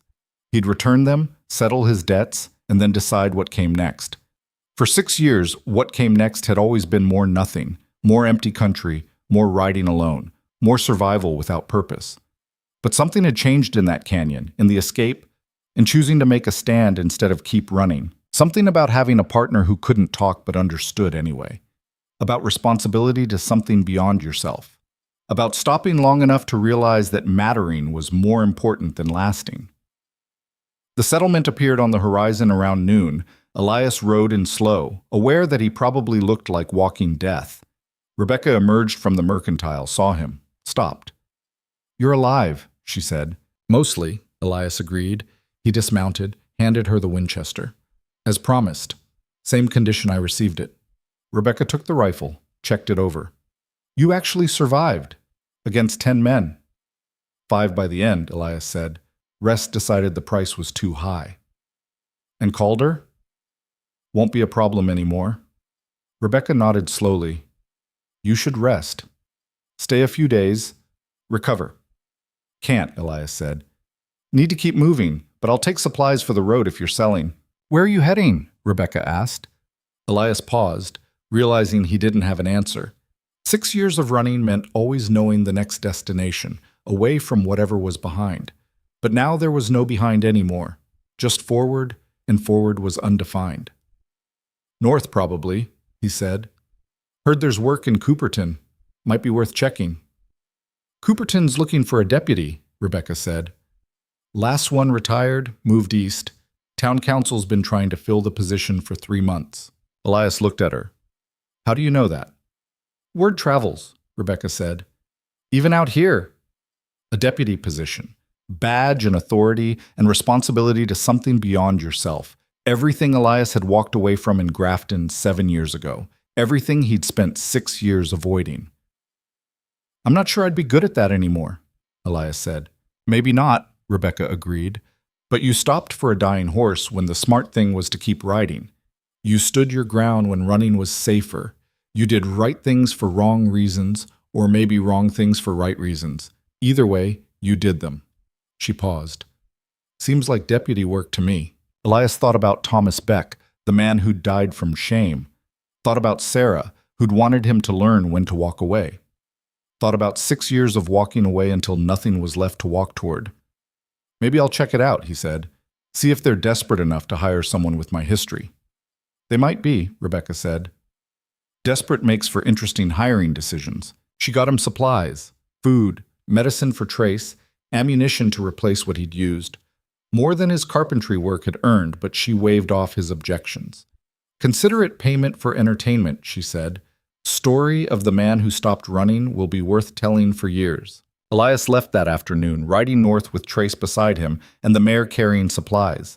The land rolled on, empty and indifferent as always. But empty felt different now. Less like loneliness, more like possibility. They rode through afternoon into evening, making good time. Trace's limp was barely noticeable now, the horse moving with increasing confidence. Healing was happening, slow but steady. Around sunset, Elias spotted a small stream and made camp. Built a fire for the first time in days, cooked real food, let himself stop being constantly ready for violence. The horses grazed nearby, comfortable and calm. "I'm going to need to call you by name consistently," Elias said to Trace. "Can't keep switching between you and the horse and Trace. Need to commit." The horse lifted its head, ears forward. "Trace it is then," Elias said. "For the way you read what's coming before it arrives. For the trail you left that led us through that stone passage. For the mark you've left on what I thought my life was supposed to be." Trace went back to grazing, apparently satisfied with the explanation. Elias sat by the fire, watching sparks rise into darkness. Thought about Grafton, about the man he'd been before running, about Sarah and Thomas Beck, and all the people who'd tried to tell him things he wasn't ready to hear. About a horse that had made a sound in the desert, and a choice that had seemed simple but turned out to be everything. "I don't know if this deputy thing will work," Elias said aloud. "Don't know if I'm still capable of protecting people instead of just surviving near them. But I'm going to find out. Because stopping was the right choice in that desert, and maybe it's the right choice now too." Trace huffed softly. Agreement or gas, Elias had stopped trying to distinguish. "Tomorrow we reach Cooperton," Elias continued. "Present ourselves to whoever's in charge, see if they're interested. If they are, we stay. If not, we keep moving. But either way, we move together." The fire crackled, stars emerged. The night settled into its usual pattern of sounds and silences. And for the first time in 6 years, Elias felt something that might have been peace. Not happiness, that would take time if it came at all, but peace with the choice he'd made, with stopping instead of running, with mattering instead of just lasting. "We're going to be all right," he said to Trace, "both of us. However this turns out, we're going to be all right." The horse stood nearby, dark shape against darker sky, solid and real and stubbornly present. Proof that some choices echoed beyond their immediate consequences. That stopping for a dying animal could lead to standing for something. That survival and living weren't the same thing, and sometimes living required the courage to stop surviving alone. Elias closed his eyes, finally letting exhaustion take him. Tomorrow would bring new challenges, new choices, new opportunities to prove that stopping had been worth it. But tonight, in the quiet dark with a horse that refused to quit, he was exactly where he needed to be. Forward. Together. Whatever came next. The stars wheeled overhead, indifferent and eternal. The fire burned down to embers. And two figures, one human, one horse, rested in the space between what had been and what might be. No longer running from the past, finally ready to face whatever future they could build together. It wasn't perfect. It was better than perfect. It was real.